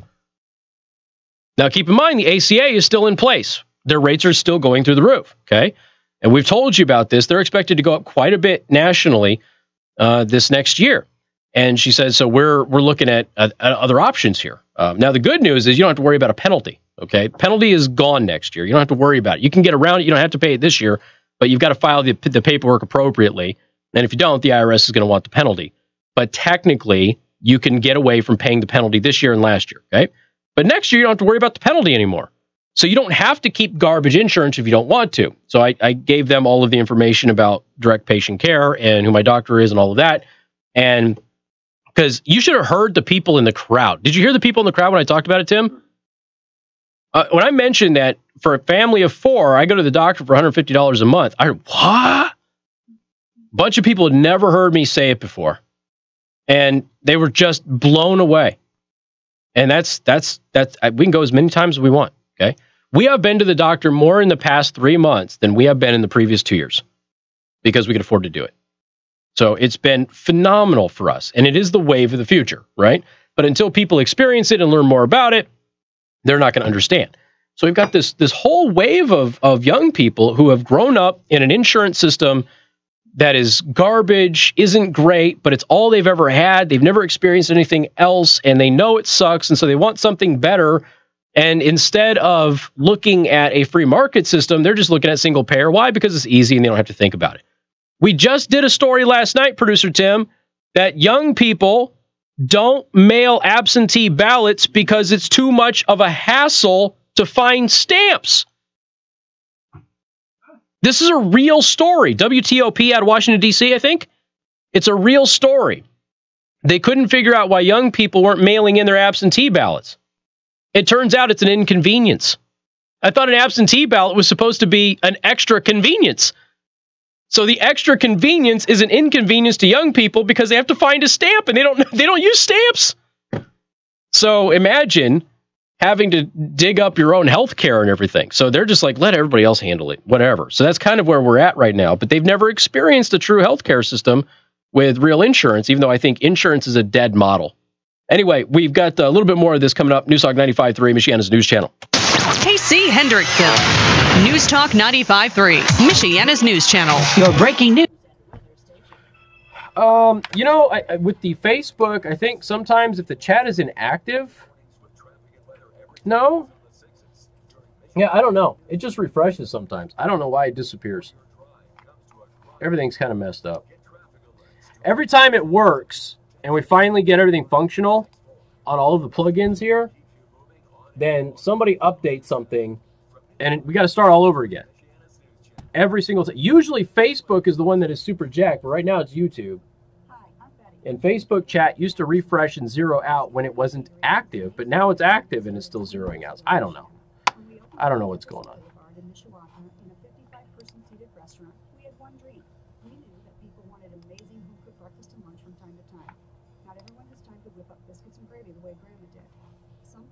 Love to treat the chef in their life after a home-cooked meal. Now, Allie's close to 30, and we've been our new location for 17 years on Mishawaka Avenue in South Bend, where we are pleased to continue that same tradition. Come experience a menu that is made to order, with carry-out for one, or catering for thousands, even private parties. And you'll love our all-day breakfast, daily and seasonal specials, like our famous Polish dinner on Saturdays. Check out the full menu at alliescafe.com, or stop in for breakfast or lunch, Tuesday through Saturday, to experience what makes us so proud to be voted a Michiana favorite. So much good food, trust us, you'll need a box.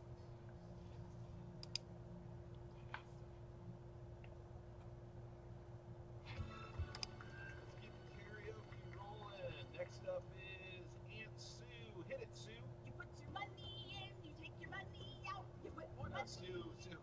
I don't think those are the lyrics on the screen. With Lake City Bank's Freedom Plus CD, you can put money in and take money out. You put your money in. But Sue, you can't take money out from a CD. You can take a monthly withdrawal with the Freedom Plus CD and make additional deposits anytime. Plus, it has a great APY of 2.15% for 18 months. You put your money in, you take your money out. You put more money in, then you never have a doubt. Get the Freedom Plus CD and spin yourself around.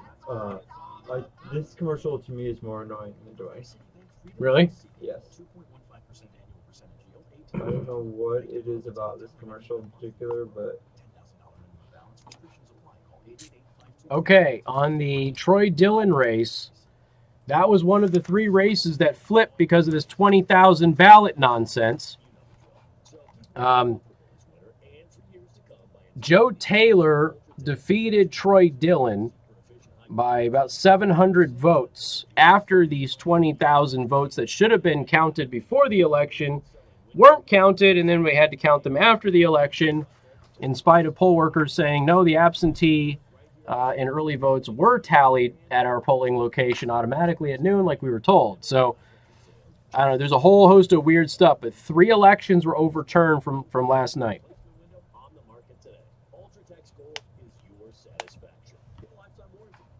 Installation and 100% financing is available. See all the exclusive features on this remarkable money-saving window at ultratechwindows.com. Ultratech Windows, a Better Business Bureau member and excellent standard. Their number, 800-431-8755. Call today. Sun Services is your local independent American Standard heating and air conditioning dealer. Here's owner Jamie Teray on the benefits of being a family-owned business. A family business gives you the ability to treat your employees like family and your customers like family. What's the what?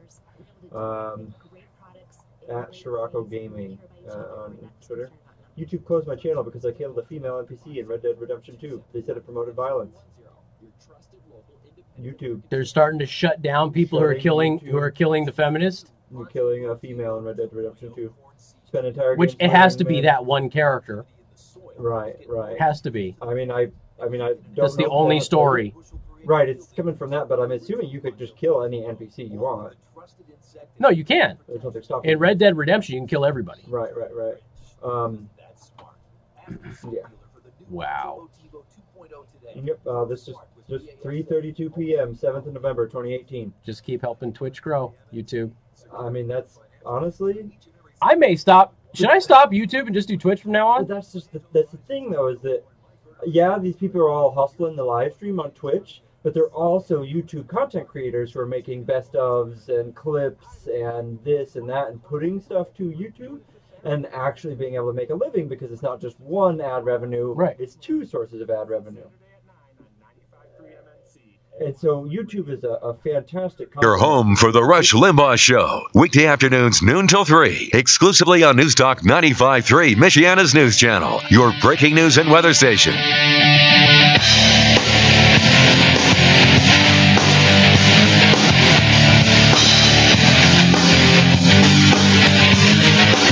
Hey, good afternoon. Thank you for tuning in. News Talk 95.3, Michiana's news channel. I am your host, Casey Hendrickson. Phone number 574-25-95-95.3. That is 2595-953. You can also send a text message to 45364. Please put MNC at the beginning of that message. Here's the article. I was talking about this on the live stream earlier.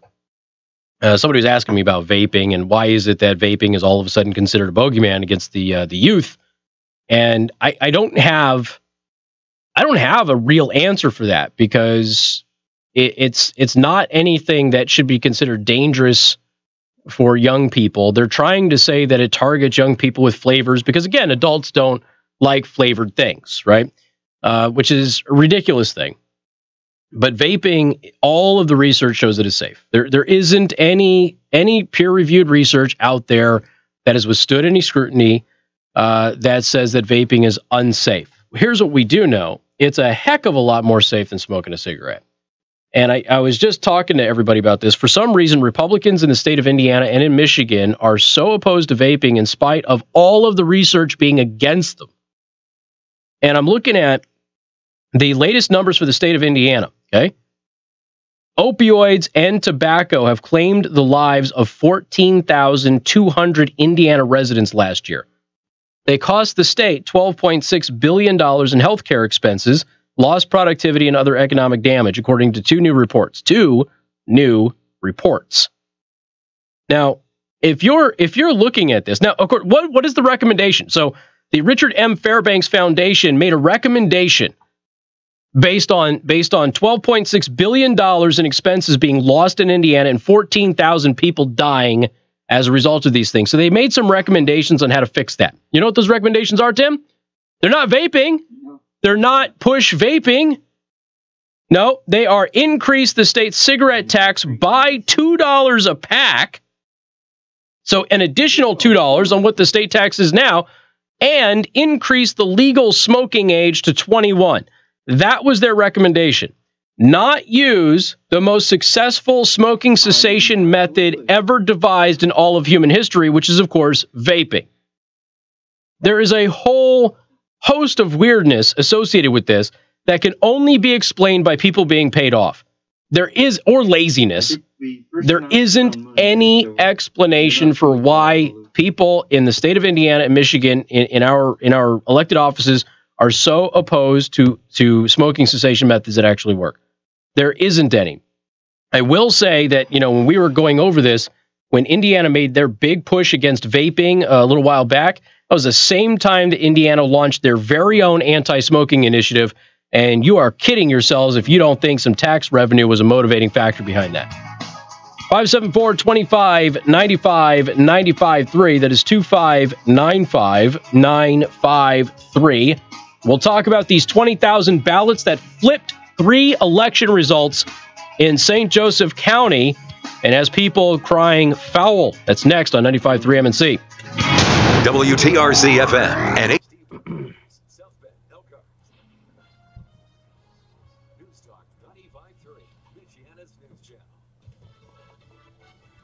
A shake-up in the president's cabinet. I'm Lisa Brady, Huh. Fox News. Attorney General Jeff Sessions forced out. I don't know what's happening in the Facebook chat, folks. I got no clue. Uh-huh. To resign by the president's chief of staff, John Kelly. And all of this happening before the president held a post-election news conference. Right. Fox's John Roberts at the White House. Now, the president was asked about changes to his cabinet during the press conference. Specifically, Sessions, the president deferred, saying, asked me about that at a little bit later date. Well, we didn't know it was going to be 90 minutes later. Also, the president talking about the Mueller investigation at that press conference, saying that it's not his intention in any way Interesting. to affect. It's not even posted on our website. I went and looked for it earlier. Suggesting the new acting attorney general, Matt Whitaker, should recuse himself from No, Exactly, Ross. Yeah, it's those huge I'm clouds. not exactly sure what the heck they're waiting for, because they've known for 3 weeks now. Even though Democrats will take control of House Mm-hmm. committees in January. We're going to talk about the Bill Acosta. I'm going to actually play you the exchange in just a little bit. Okay. Yeah, absolutely. Our oversight responsibilities. Fox's chat program on Capitol Hill. I could pass it forward. We just went to our top of the hour news break, so we're going to be switching it up back to the election when we get back from our commercial break. Be very measured in that, frankly, but I think what's emerged here in just the past 2 hours might completely change that dynamic, and the very threat that Republicans talked about Democrats going whole hog on the administration in the House of Representatives, that might come to pass because of what happened today with Jeff Sessions. Right. About this on our podcast, the Fox News Rundown, tomorrow Right. morning at foxnewsradio.com. This is Fox News.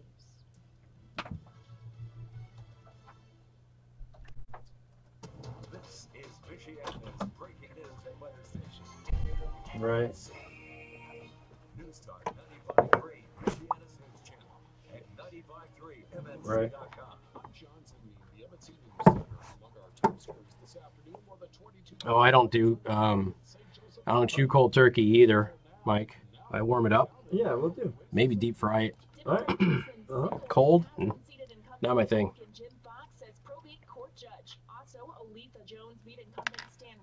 Yeah, appreciate that. Yeah, thank you very much. Bye. I can't remember that guy, but he's crazy and I love him. Okay. He told me he's going to give his resume to John, too. 95.3 I mean, you MNC? should. People should be giving their resume to John. I don't have the text stuff open. I could pass it forward to Casey. What was it?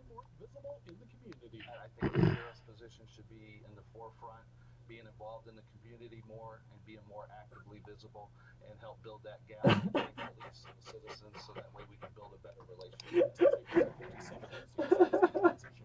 I mean, yeah, I'll pass that forward to him. Thanks for your call, Jim.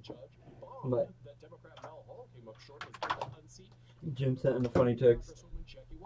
Something about him having experience working with something teenagers and if that qualified him for this job. Okay. We still got that thermodyne, which I kept forgetting to hold up. Crap. Okay. And then we're gonna have 2 tempers. All right. I'll get Data Bunker out of the way quick. I sent you. It's in the emergency call screener channel in the Discord. Because I figure that's easy to replace than Facebook Messenger at this point. The one of them where he's talking about the channel being closed, and then a response he does to someone asking for proof that actually has a screenshot of the YouTube emails. Okay. So, accusation and proof. Okay. Perfect. Partly cloudy, high of 42 before a messy Friday with rain, snow mix, temperatures in the mid-30s, and likely at least slushy accumulation of snow as we go into Friday night. In the ABC 57 First Warning Neighborhood Weather Center, I'm Chief Meteorologist Tom Coombs. Now cloudy, windy, and 39 at the 95.3 MNC studios. I'm John Zimney, News Talk 95.3, Michiana's news channel. Crashes, construction, congestion. Stay connected with 95.3 MNC traffic text alerts. Complete details on how to get them at 95.3MNC.com. Your breaking news and weather station. News powered by a honey-baked ham of Granger. Now in their new, more convenient location in Toscana Park, right on Gumwood. At Honey-Baked Ham, they help you celebrate life, one meal at a time. The holiday season is just around the corner. How do you say thank you to that valued employee, client, customer, or loved one who made a difference in your world this year? How do you say, you're an important part of my success story? Now more than ever, it's important to recognize the difference makers around you. This year, say it with a golden wrap, crispy glazed honey-baked ham. We deliver. Call 574-288-HAMS today to find out how you can send a personalized thank you straight from the heart with hams, turkeys, ribs, bacon, and more. Noted author, former chief medical correspondent, and Salon Pass user Dr. Bob Arnott. The human body has billions of pain receptors. Block those receptors with the anesthetics found in Salon Pass Lidocaine Plus, and you'll have relief. Salon Pass Lidocaine Plus contains 2 anesthetics, including the maximum strength lidocaine available without a prescription. They numb aggravated nerves for effective, lasting relief. For relief, try what I use, Salon Pass Lidocaine Plus, in the silver box with the blue wave. He's trying to get his people, like his sponsors and stuff, on it. What? Shiriko? Is that how you say it? Shiriko? I'm not entirely sure, but he's there's got. something about, hey, you guys look into this. You know more about it, or you guys need to help out. Is that who he's tagging, or those? He's got podcasters and stuff that he's tagging on there. He's got H3, yep, Teamstar. Yep.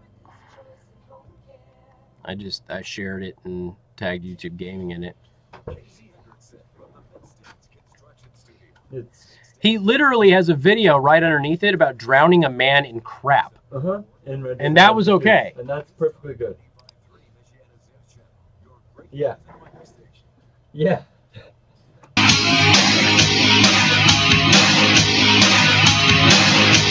And good afternoon. Thank you for tuning in. News Talk 95.3, Michiana's news channel. I'm your host, Casey Hendrickson. Producer Tim, screening your phone calls, taking your traffic updates. Phone number to join us, 574-2595, 95.3. That is 2595-953. You can also send a text message to 45364, and please put MNC at the beginning of that message. Also want to thank our sponsor, Second Amendment Arms and Range. They have 10 dedicated shooting lanes with rifle and pistol. Rentals are available. They are indoors. So if you don't want to be outside in the cold or snowed on, you can go indoors and shoot. And here's the best part. You get half off your range time just because you're listening to this program and you name drop me, which means you can go shoot there for cheaper than anywhere else. And then you can name drop me again and get a discount in their store and buy stuff for cheaper than anywhere else. And then you can name drop me again and get an exclusive discount that nobody else can get on boomsticks over there at Second Amendment Arms and Range, and buy guns for cheaper than everywhere else. Go to secondamendmentarms.net to learn more. Keep them in mind for your holiday gift ideas, too. All right. So the big story locally is obviously Mike Braun defeated Joe Donnelly, Jack Wielarski, Jim Banks. They retained their seats. John James lost in Michigan. Stabenow is still the senator there. Gretchen Whitmer is now the governor of Michigan. All of the ballot initiatives in Michigan and all of the ballot initiatives, the one in Indiana, passed, including recreational marijuana in Michigan. We went over that a little bit earlier in the program. However, there was 22,000 ballots that should have been counted before we did our election coverage last night that were absentee and early voting ballots in St. Joseph County, Indiana, and they were not counted. Or so they tell us. And as a result of them not counting those ballots, ladies and gentlemen, and then having to count them after the election results were published last night, and we went off the air at 11 o'clock, three elections were overturned and flipped to the other candidate. Now, there's more to this story that I will tell you in a minute. 3 races flipped after unofficial election results for St. Joseph County were released shortly before noon today. Olitha Jones beat incumbent Stan Rubel for District 2 seat in South Bend School Board. Democrat Joe Taylor defeated Republican Troy Dillon in State Representative District 7. By the way, that race was tied virtually the entire night. Democrat Jason Sikowitz unseated incumbent Republican Jim Fox for St. Joseph County probate court judge. We went to bed last night with all of those being totally different. We wake up and they're going, hey, there was 22,000 early and absentee ballots that we did not count. St. Joseph County Clerk Terry Rethlake said that the addition of absentee ballots to the results concluded this morning, and results reported on Tuesday night only included those who voted at precincts. It did not include any early or absentee voting. Okay, that is weird, and we'll get to why in just a minute. The St. Joseph County Election Board, meanwhile, met with the county's election vendor this morning to investigate how the issue even happened and get it corrected. Rita Glenn, the county's chief deputy clerk, said the election board will try to resolve the issue with the results as soon as possible. The election board is meeting with the vendor about whatever issue it was having to get the totals combined. Well, this leads to the St. Joseph County Republican Party chair, Lynn Fitzpatrick. She comes out and she says this warrants a thorough investigation. Yeah. No kidding. The results of the election should not have been reported on Tuesday night without factoring in early and absentee votes. Period. Now, this is what led to a man by the name of Jackson calling my program earlier. Okay. Now, Jackson is a poll worker with 2 precincts that he I think he said he manages or whatever. So Jackson says, we were told that the early votes and the absentee votes were going to be automatically downloaded into my iPad at noon on election day. And so we were to look for that because there would be a discrepancy in the number of people that physically walked into the precinct to vote and the total amount of votes the precinct took in. And obviously, I think he said he had 800 and something people physically come in, but at the end of the day, he had 215 additional votes, and he saw the system update. He was told to look for it at noon, and it happened at noon. So he was told that those extra votes, those 215 votes that were downloaded into his iPad for his total vote totals, I know that was redundant, but I'm trying to emphasize something here. He said, or he was told that that was going to be the early and absentee votes that were going to be downloaded into his system. So at the end of the day, he had more votes than people walked into his precinct because of the early and absentee votes that were downloaded into his iPad at noon. So here's Jackson's question. If they didn't count the 22,000 early and absentee votes until after the election, where did my extra 215 votes come from? Because those were supposed to be early and absentee votes. Good question. We don't have an answer. And then I jokingly said, well, it's not like St. Joseph County has a history with voter fraud or anything. Oh, we do. Now, I am not saying that voter fraud happened. What I am saying is that this is extremely weird. The races that flipped, by the way, all seem to have benefited Democrats. It's interesting. So I don't have an answer for you, folks. I don't. I really don't. Those should have been counted. In every election I've ever covered, those ballots are counted beforehand. The election ends. The poll ends. We start reporting on the numbers. Those numbers are the early and absentee votes. That's how it always is. And then as they start counting the physical votes that happened on election day, we start getting more and more results and are able to update you more. But this is always how it happens. Always. And it didn't happen in St. Joseph County. So you've got poll workers saying, where did these extra votes come from that we were told were the early votes and the absentee votes that were downloaded to our system at noon? Where did they come from? What are they? If you're telling us that we didn't count any of the early and absentee votes until today. What a wonderful question. I don't have an answer. I've got no clue. But we have 3 races that changed hands as a result of this error. So they're investigating, and I agree with Lynn Fitzpatrick on this. There has got to be a thorough investigation as to what's going on here. And I have no doubt that many of you probably heard the phone call with Jackson. I'm going to podcast that, by the way. Now, I am not an election worker. I cannot verify anything that he said, but I have no reason to discount what he said either. And he said, I was told that my iPad would get these votes downloaded into the system so my vote totals would change. And that's what happened. And so my question was, well, are these 22,000 all of the early and absentee votes, or is that just part of them? He says, we were told that was all of them. Okay. So there's some serious questions here, some serious issues. And like I said, St. Joseph County having a history of voter fraud.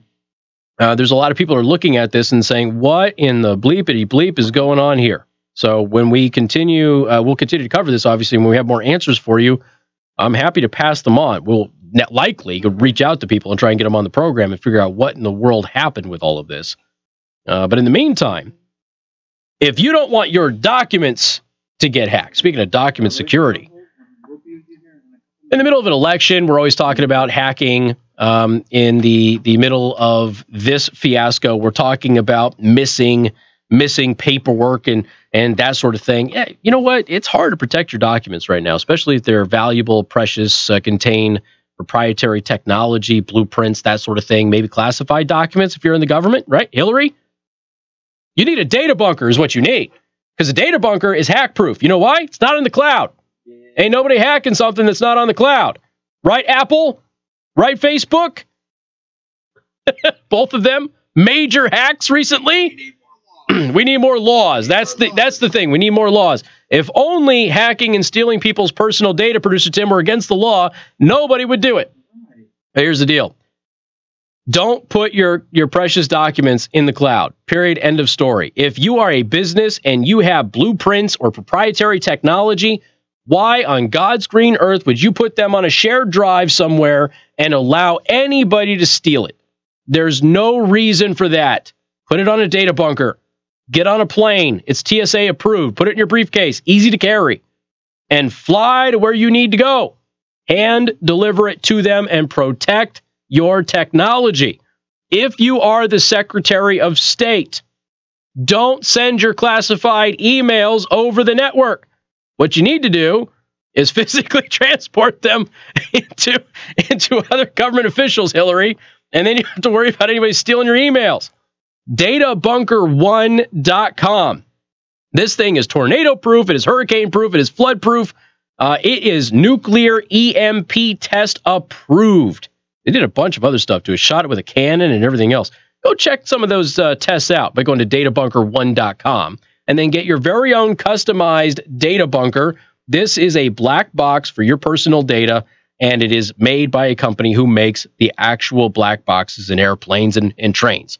Data bunker and the number 1.com. Use coupon code Casey, CASEY, and save yourself some money. Get a special discount on it by going to databunker1.com, coupon code Casey. More coming up. News Talk 95.3, Michiana's news channel. Casey Hendrickson, News Talk 95.3, Michiana's news channel. Your breaking news and weather station. Alan was never told that he had to update his at noon. They asked us to update our poll pads. We turned them in the morning at noon. Interesting. Nothing was ever said about absentee ballots being loaded into the poll pads, as far as I know. So it didn't happen in our precinct. Interesting. So, I mean, this leads to another question on what happened to Jackson's system. Because he had more votes at the end of the day than he had people coming in.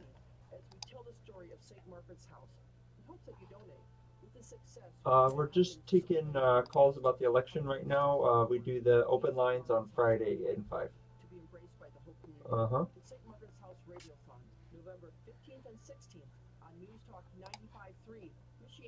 One sec, let me double check with them.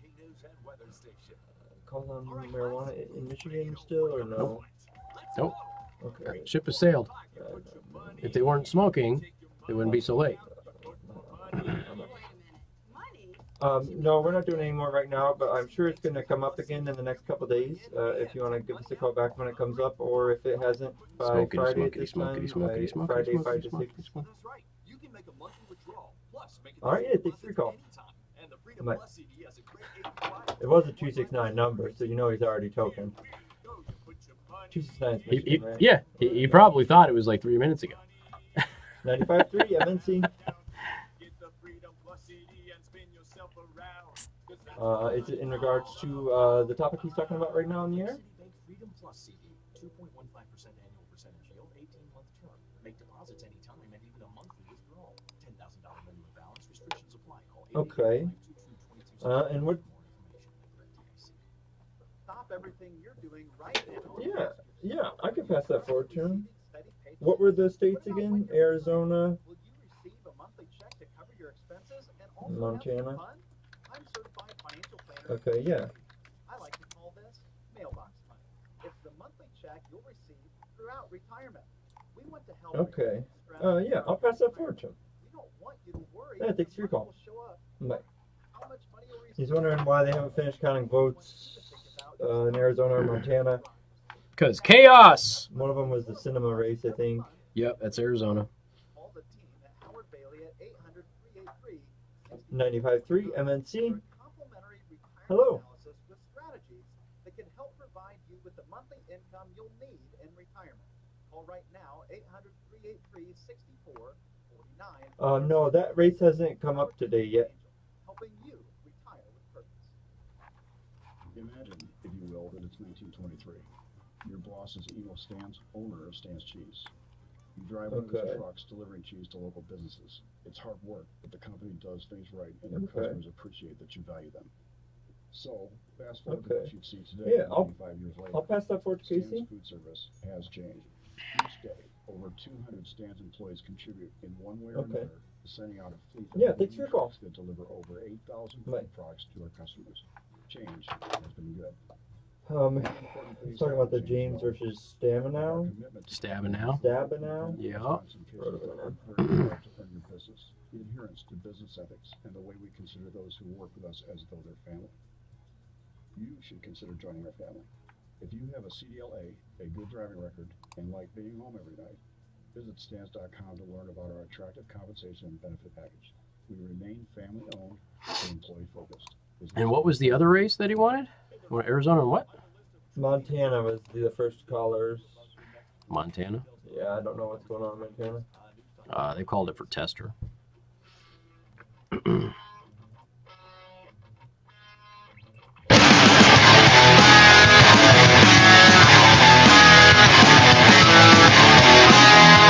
Hey, good afternoon. Thank you for tuning in. News Talk 95.3, Michiana's news channel. I'm your host, Casey Hendrickson. I want to thank R&B Car Company, locations in South Bend and Warsaw. R&B Car Company are your used car experts. Somebody gave us a call to ask about Montana for the Senate race. It looks like Tester, the Democrat, will retain his seat, but the Arizona seat still being counted. There's only 75% that have been reported. But the race is favoring McSally, the Republican. She's got a 1-point lead over Sinema. And Sinema is not expected to win. Now, if you look at the way this race unfolded, Sinema used to be in the Green Party and ran in the Green Party for many, many years, anti-war, pacifist, that sort of thing. Became a Democrat, got elected to the House of Representatives, and became a bit of a war hawk and kind of abandoned the Green Party principles. And the Green Party has shown up in force to vote for their candidate and not push Sinema over. And the Green Party's vote totals are greater than the difference between McSally and Sinema. So the Green Party is getting their revenge on Sinema in the great state of Arizona. Now, we're talking about the missing ballots in St. Joseph County. Now, I will say that we have a listener, Alan, who also works the polls. And he says, I was never told, we talked about Jackson's story earlier, but he says, I was never told that they would update my precinct at noon. They asked us to update our poll pads when we turned them on in the morning at noon and after the polls closed to make sure that everything went in at the end of the day. Nothing was ever said about the absentee ballots being loaded onto the poll pads, as far as I know, and it didn't happen to our poll pad. So, who knows? This is why there needs to be an investigation, and that's why Lynn Fitzpatrick is right about that, because at the end of the day, Jackson was saying, I had 215 more votes than I had people come in to vote. So where did they come from? It's an excellent question. But others are saying that they were not told to do that, or to expect that. Frank, welcome to the program. Good afternoon. Hey, how you doing, Casey? Doing well. What's up? Well, I had all this jumping on, proving them guilty before there's been an investigation, and kind of got me thinking about when you started talking about this 20,000 votes that got lost. Uh-huh. And so I came up with what could be a likely scenario that could be a reason why they got overlooked. Okay. One guy was saying that he was told there was going to be an update, and apparently something did get updated, but it definitely wasn't no 22,000. Okay. Maybe they did try to update it, thought it did update, and then discovered it after the closing of the polls when they discovered there was a discrepancy between the ballots and the totals at the polls. Yeah. That is could have happened. I mean, computer systems glitch. You know they do. No. No, yeah. No, not voting computer systems. They are tamper-proof, error-proof, and everything. Wasn't that a fifth grader or something like that hacked into that one system yes. they said was impossible to hack into? the company that had this, dude, this was like 9 years ago. The company that had the exclusive contract for these voting machines said they were hack proof, and then it was some teenager hacked into them in 5 minutes. Yeah. Yeah. And then did it again because they said, it was an anomaly. It didn't. He got lucky. So he did it again.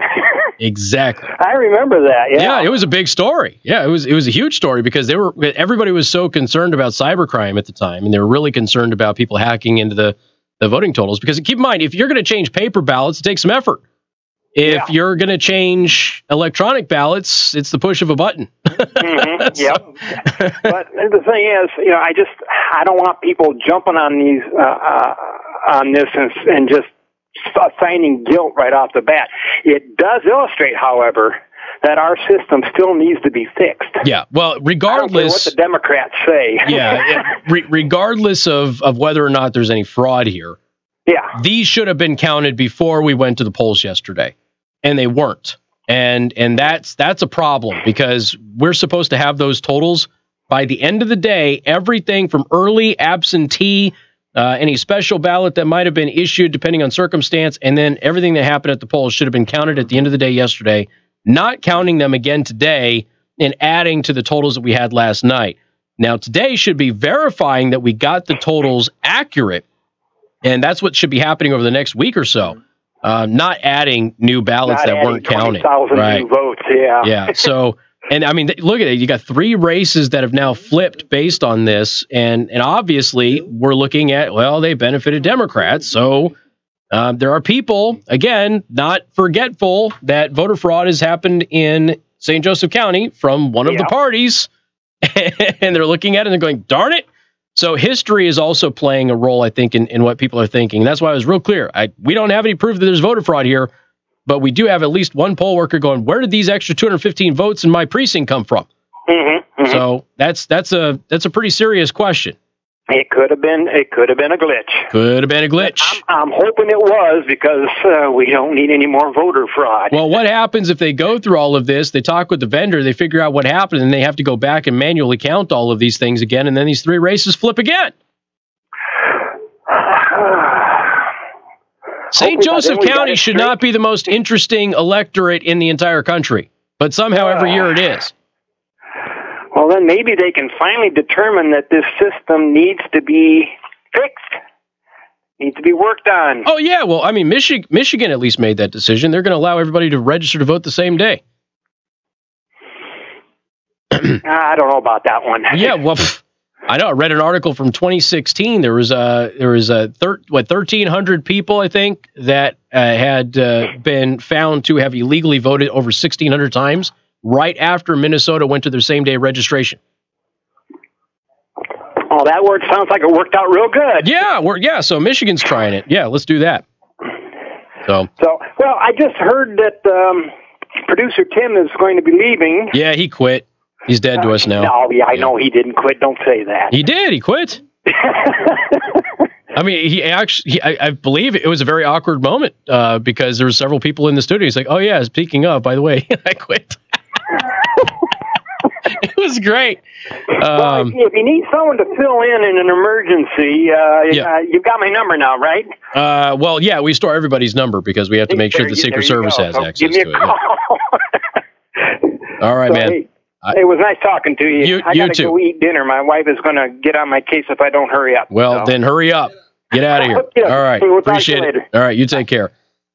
We are taking applications for Producer Tim's replacement, though. So you'd come out to the building and drop off your application to the gatekeeper. Bill, welcome to the program. Hi, how you doing, Case? I'm doing well. I only have like maybe 40 seconds, though. I'm sorry, I'm so short on time. Okay, well, I ran a poll for 14 years, which was 8 election cycles in St. Joe County, and quit because they were jacking around with the absentee ballots. They've got 30 days in Indiana, as you know, because there's a sign-up cutoff for voting. So there's no excuse for the numbers to change. The names are in the poll books. You should not have any more voters than you have names on your book. Interesting. Okay. Got more people with history with this. All right. Hey, Bill, I appreciate the info, man. All right. We'll see you again, buddy. All right. Sounds good. 574-25-95-95-3. Did you hear the exchange between President Trump and CNN's Jim Acosta today? Oh, you didn't? You're in for a treat. I'm going to play it for you. Coming up on Newstalk 95.3, Michiana's news channel, MNC News Time, 5:31. Time to check out Masters Heating and Air Conditioning online at mastersheatcool.com. Masters gets there faster. This is Michiana's...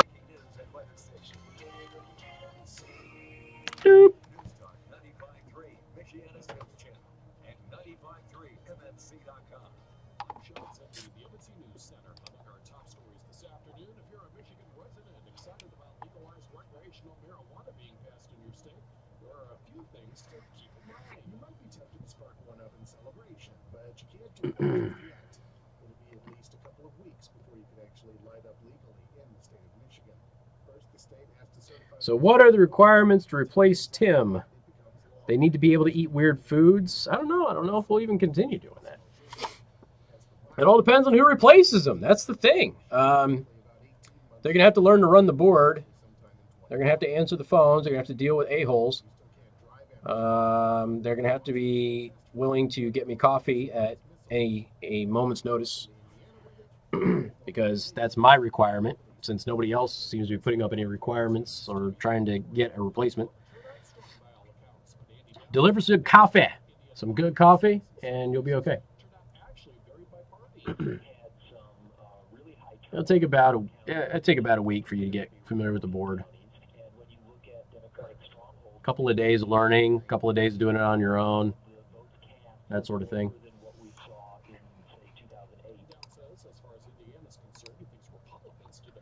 I would prefer if it were somebody like-minded that I could banter with.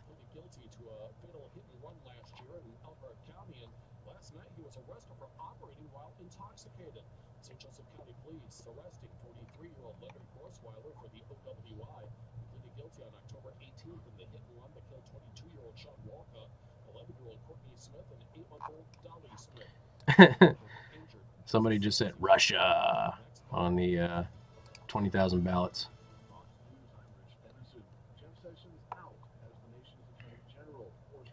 Have the flip contest conceded? I don't believe they have. I wouldn't concede. There's no way in hell you'd get me to concede. I haven't read anywhere that they did. Paper ballots with a thumbprint, you know?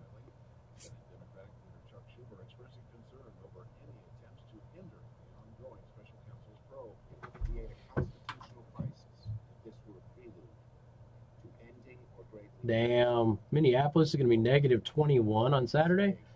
Jeez.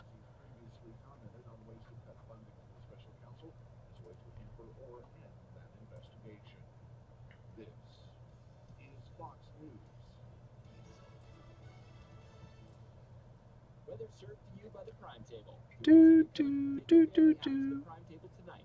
A great kids menu with free ice cream. Your home comfort experts, heating I'm going to go through some text messages here. Back to the 30s into the low 30s by early Thursday as clouds begin to break. Partly cloudy, high of 42 before a messy Friday with rain, snow mix, temperatures in the mid-30s, and likely at least slushy accumulation. Somebody said, I just read my full instructions for my precinct. Never mentioned absentee votes would be downloaded at noon. Never happened in my precinct. I don't know if that's you, Al, but...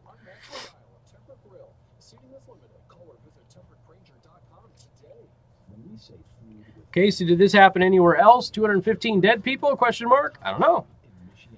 Like I said, I can't verify what Jackson said. I just know that Jackson told me what he told me. And I've got others saying that, no, hey, it wasn't supposed to be downloaded. But regardless, we've got 22,000 ballots that should have been counted that weren't counted, and there's some pretty big questions as to why they weren't counted when they should have been.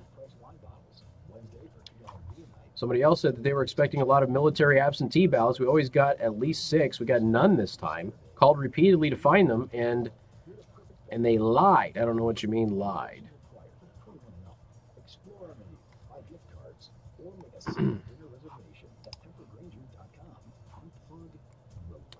Dean says he'd do it for free.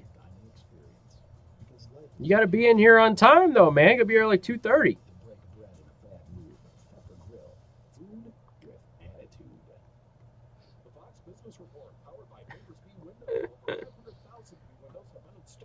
John offered me Tim's job at Pass the Mic only if he pays me $15. Like I said, if we were paying $15, Linda, Tim wouldn't be leaving. I'd fight for more, though. You fight for more.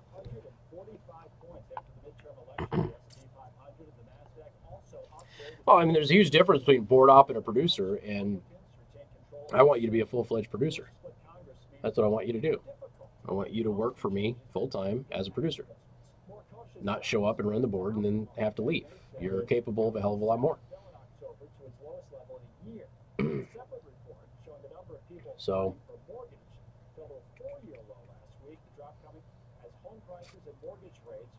surprised you stuck it out as long as you did, to be honest with you.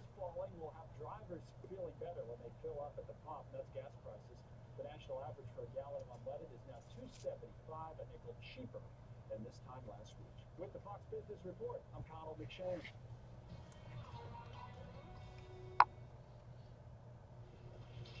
FCC problems for Dean, yeah, probably. Sitting in the garage again, huh?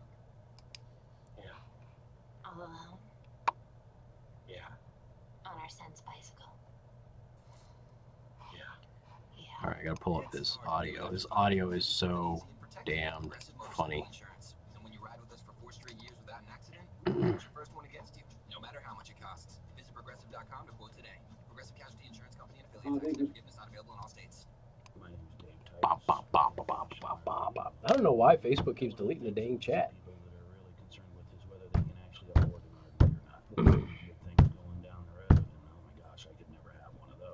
We have units that started around $100 a month. It's all about the fun. Sitting around the campfire with your wife in the evening, or with your kids, or taking that stroll on the beach, or having that private weekend that it really didn't cost you hardly anything, but you had a great time. We'll do any type of service warranty repair, whether it be from a small appliance repair. I don't know that I've seen President Trump as visibly pissed off as I saw him today. Yeah. He was pacing. He was walking away from the podium and pacing. Really? He wanted to physically hurt Jim Acosta. Right now, the majority of them have been with me for years. It's 2 miles north of the bypass on Highway 19 in Elkhart, or at International RV Wholesalers.net. Look around. Do you see this? This? Even this? This all began with someone's dream. This book, this music, this world is made of dreams. So when people say American Family Insurance protects things, we shake our head no. Because we protect this, and everyone's dreams worth protecting. Insure carefully, dream fearlessly. I tell you, I finally got the motorcycle today. Did you get to ride it? Yeah, I actually got it out and rode it a little bit up and down the street, just getting used to it. Nice. Yeah. So much more power than the one I trained on. Get more nutrients to the plant, and you get an average 3.8 bushel per acre yield increase. over the original Pancho Fotivo, all with the trusted insect and 2 Marine Corps aviators have been grounded while they're being investigated for flying a pattern resembling an obscene image, it's a penis, over Southern California, according to a military spokesman. The Navy just had additional pilots do this like a month ago. This is the greatest thing ever. Core Building Systems on News Talk 95.3 Michiana's News Channel, your breaking news and weather station. Casey Hendrickson.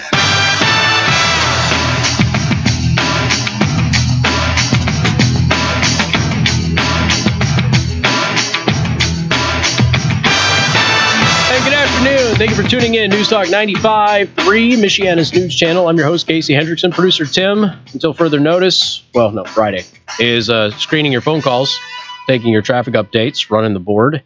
Yes, Producer Tim is leaving, but for those of you who want to see him one last time, you can go to the live stream. We have Tim Cam activated this week, so you can actually see him from afar and say goodbye. Go to facebook.com/Casey the Host or youtube.com/Casey the Host. And you can actually see him on there, chat with him if you want. All right, we got a lot to get to here. So I wanted to play this for everybody. So there was an exchange, if you will, between President Trump and CNN's Jim Acosta. If you have not heard it, be prepared. You're in for a treat. It starts off with Jim Acosta asking a question, and then the president responding, and then the exchange that follows between the two of them. And then there's some other stuff happening on the video that you will not hear in this audio that I will have to explain, including Jim Acosta judo chopping a woman's arm. We'll talk about all of that in just a minute, but here is Trump versus CNN's Jim Acosta. Thank you, Mr. President. I wanted to challenge you on one of the statements that you made in the tail end of the campaign in the midterms. That here we go. If you don't mind, Mr. President, that this caravan was an invasion. As you know, Mr. President, I consider it to be an invasion. As you know, Mr. President, the caravan was not an invasion. It's a group of migrants moving up from Central America towards the border with the U.S. Thank you for telling me that. Why did you characterize it as such? Because I consider it an invasion. You and I have a difference of opinion. But do you think that you demonized immigrants in this election to try to keep them? I want them to come into the country, but they have to come in legally. You know, they have to come in, Jim, through a process. I want it to be a process, and I want people to come in, and we need the people. Your campaign. Wait. You know why we need the people, don't you? Because we have hundreds of companies moving in. We need the people. But your campaign had an ad showing migrants climbing over walls and so on. Well, that's true. But they weren't actors. They're not going to be doing that. They weren't actors. Well, no, it's true. Do you think they were actors? They weren't actors. They didn't come from Hollywood. These were people. This was an actual, it happened a few days ago. And they're hundreds of miles away, though. They're hundreds and hundreds of miles away. That's not an invasion. Honestly, I think you should let me run the country. You run CNN. All right. And if you did it well, your ratings would be much better. If I may ask one other question, Mr. President, if I may ask one other question, are you worried? That's enough. That's enough. Mr. President, I was going to ask one of the other folks. That's enough. Pardon me, ma'am. Mr. President, that's enough. Mr. President, I had one other question, if I may ask, on the Russia investigation. Are you concerned that you may have? I'm not concerned about anything with the Russian investigation because it's a hoax. That's enough. Put down the mic. Mr. President, are you worried about indictments coming down in this investigation? Mr. President, I'll tell you what, CNN should be ashamed of itself having you working for them. You are a rude, terrible person. You shouldn't be working for CNN. Go ahead. I think that's unfair. You're a very rude person. The way you treat Sarah Huckabee is horrible. And the way you treat other people are horrible. You shouldn't treat people that way. Go ahead. Go ahead, Peter. Go ahead. In Jim's defense, I've traveled with him and watched him. He's a diligent reporter who busts his butt. Well, I'm not a big fan of yours either, so I understand. To be honest. So let me ask you a question, if I can. You repeatedly said you aren't the best, Mr. President. You repeatedly over the course of the just sit down, please. Well, when you report fake news, when you report fake news, which CNN does a lot, you are the enemy of the people. Go ahead, Mr. President. Over the course of the last several days of the campaign, sir. Okay. The president got into an exchange with another reporter who tried to paint him as a racist using racist terminology as well. The president won that exchange, and the president won another exchange with another reporter. Let me paint the picture for you. Jim Acosta gets up there. He's holding a microphone, right? He's holding a microphone. It is passed out. Like when you go to pass the mic, John runs around with a microphone, okay, and hands it to people. That's what they do at these press briefings. There's a woman who runs around with the microphone and passes it to the reporters. Okay, that's how they control which questions are being asked. So the president starts in on this. Jim Acosta says it's not an invasion. Okay, so here's the dictionary. I know President Obama told us you can't look at the definition of words, Producer Tim. An incursion by a large number of people or things into a place or sphere of activity. Would 4 caravans, one who bulldozed through a barricade of the national border of Mexico and engaged in violence against their law enforcement. Yeah, that seems like an invasion to me. Now, as Acosta has pointed out, they're hundreds of miles away. Isn't it interesting that the media is finally reporting that the caravan is hundreds of miles away when the media has been saying the caravan is so close to our borders? Because it's actually been people like me have been telling you this thing's not going to reach the U.S. border for months at the pace that they're going. And they may not even be intended to do it. And he said, well, your ad has these images of these things, of these people climbing walls and everything. He goes, well, yeah, they weren't actors. That happened a couple of days ago. And it did. It happened a couple of days ago. And Jim Acosta was saying that was somehow inaccurate or false. Something else that was in that ad, he had numbers, not numbers, but he had an interview in there with an illegal immigrant who murdered 2 police officers, said he wished he killed more. Now, CNN refused to run that ad because CNN said that ad was racist. We played you that ad on the air. We played it for you. So now his time is done. The president says, that's it, you're finished, sit down. Jim Acosta is holding the microphone. The woman whose job it is to pass the microphone out to the reporters is coming over. Jim Acosta is swatting her hands away. She's doing this with her right hand. Jim Acosta is swatting her hands away. So she reaches in with her left hand. She grabs the microphone. He judo chops her arm with his left hand and refuses to let go of the microphone.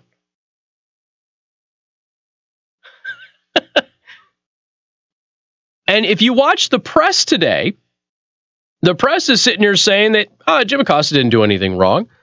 I'm sorry, but I didn't think that swatting a woman's hand away who's trying to do her job and then judo chopping her arm while she was trying to do her job was acceptable behavior for a man in the U.S. media. I didn't think that was acceptable behavior, especially since his time was up. He had asked his question. It was answered. They moved on. He was trying to ask more questions. As the next reporter was trying to ask a question, Jim Acosta wouldn't shut up and kept talking. Now, in the midst of all of this, after you see the exchange with the woman and Jim Acosta, the president walks away from the podium and paces back and forth, looking up in the air. Like he wanted to grab Acosta by the throat and beat the tar out of him. He was furious. It was shortly after this that the attorney general was fired, by the way. So, maybe that was supposed to happen on Friday. And the president was like, you know what? I'm in a fiery mood. Let's fire this guy. I don't know.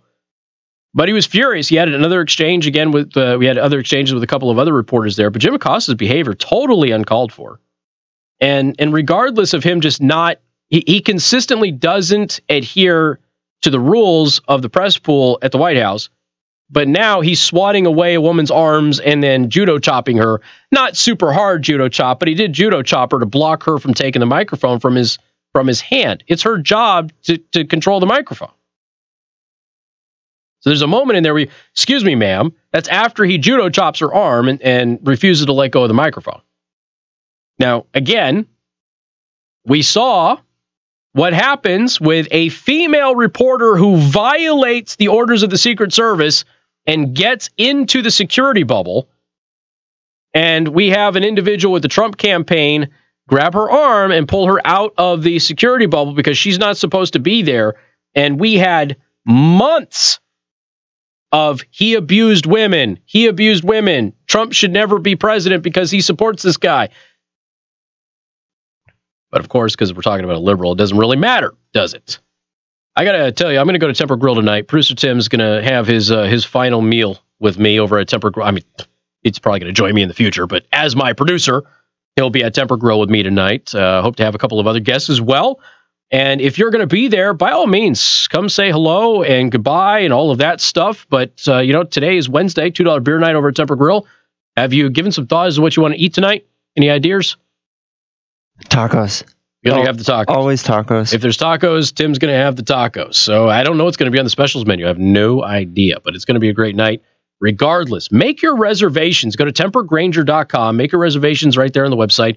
You can also make your reservations on their Facebook page, and you can also give them a call and speak to somebody. Don't leave a message because that's not an actual reservation. Just actually make the reservations with somebody. And please remember the Temper Grill is 21 and over. No kids allowed. Temper Grill, food with attitude. More coming up. News Talk 95.3, Michiana's news channel. KC Hendrickson, News Talk 95.3, Michiana's news channel. Your breaking news and weather station. When you use every day, month after month, year after year, you've fallen so far that you can't see the light of day. You give up all hope. I think the only way that people really make it out of that deep pit is somebody sticks a ladder and climbs down there with them. Coming out of the darkness and coming back into the light was pretty overwhelming. That's what I think I really admired most about Linda, because they reintegrated me back into the work. 95.3 MNC. Slowly. The idea is for people with barriers to employment, is break down Yeah. that barrier. It's kind of bittersweet. Get them used to punching in on time.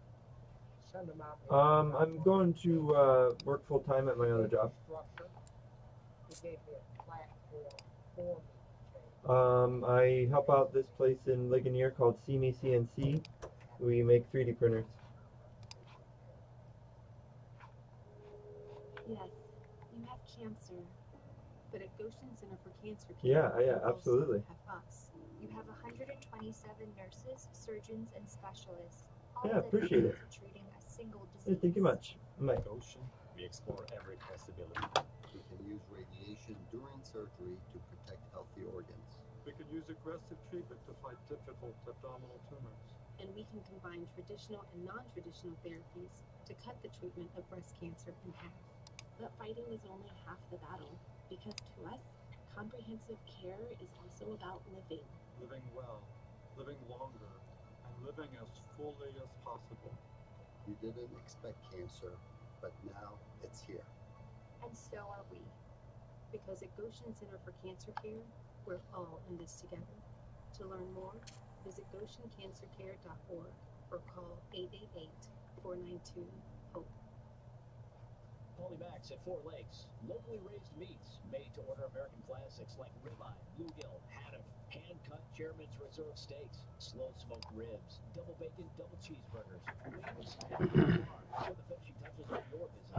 Short drive from anywhere in Michiana. We're located between the 9th and 10th holes of Four Lakes Golf Course on Highway 12 in Edwardsburg, and we're open to the public. Check out our daily specials. Visit Tuesdays through Sundays to taste what it means to make American food great again. You can't join Discord, Rhonda? Safari won't open the page. Safari won't open Discord.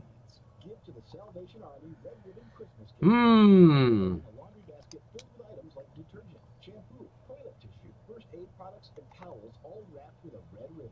For more information, go to salcart.org. Make a difference in your community. Giving in the spirit of giving. Help spread Christmas cheer this season by donating to the Salvation Army Red Ribbon Christmas Campaign. Do you wonder what it would be like to eat corn on the cob again, or enjoy a crisp apple without cutting it up? Just type in discord.gg and see if it goes. Discord.gg. Yeah, that's the website. Dentures and dental implants are a lasting solution that can change the quality of your life. Seating is limited, so reserve your seat right away by visiting mahoneyDDS.com. The next dental information night is November 14th. I mean, they're gonna have to sign up with an account anyway. Right. So, I mean, they could just hop into discord.gg and see if it pulls up, maybe sign in there, and then click on the link. If you're signed in first, then click on the link, make it work. I mean, who knows? I don't know. That's really weird. I've not heard of Discord specifically not opening in any browser. Me either.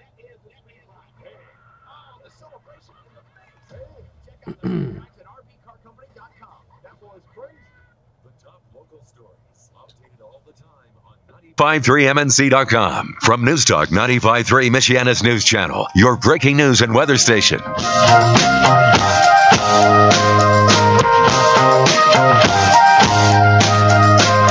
And good afternoon. Thank you for tuning in. Newstalk 95.3 Michiana's news channel. I think it was last month, a couple of Navy pilots got in trouble again for drawing male anatomy in the sky. Well, 2 Marine Corps aviators have been grounded while they're being investigated for flying a pattern resembling an obscene image over Southern California. You take a look at their flight path on the map, and it draws male anatomy. And, I retweeted it. Cut this misandry stuff off. It's November. This is Men's Health Month. Okay, they're trying to raise awareness. What better way to raise awareness than with an aircraft, for crying out loud? All right, so some of the text messages that we got here. Casey, did this happen anywhere else? 215 dead people. Speaking about the district that we heard about earlier, had 215 extra voters in St. Joseph County. Those are part of the discussion of the 20,000 ballots that didn't get counted. I don't know. That's the thing. We're trying to figure out what happened. Casey, I just read my full instructions for my precinct and was never mentioned absentee ballots would be downloaded at noon. Never happened in my precinct.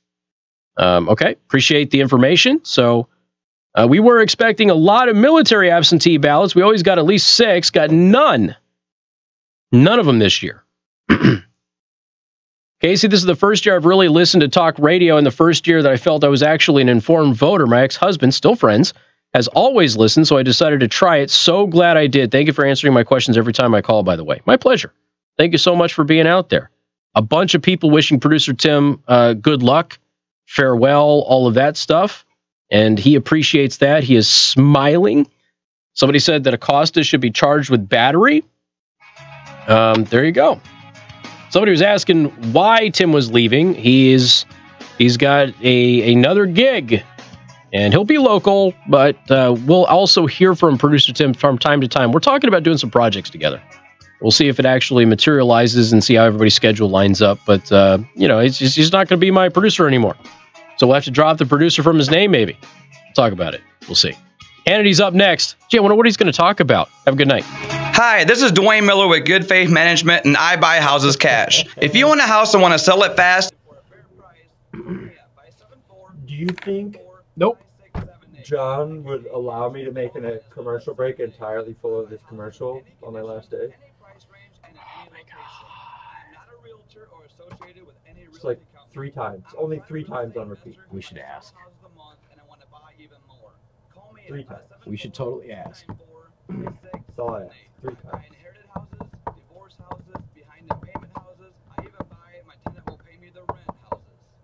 Hannity's up next.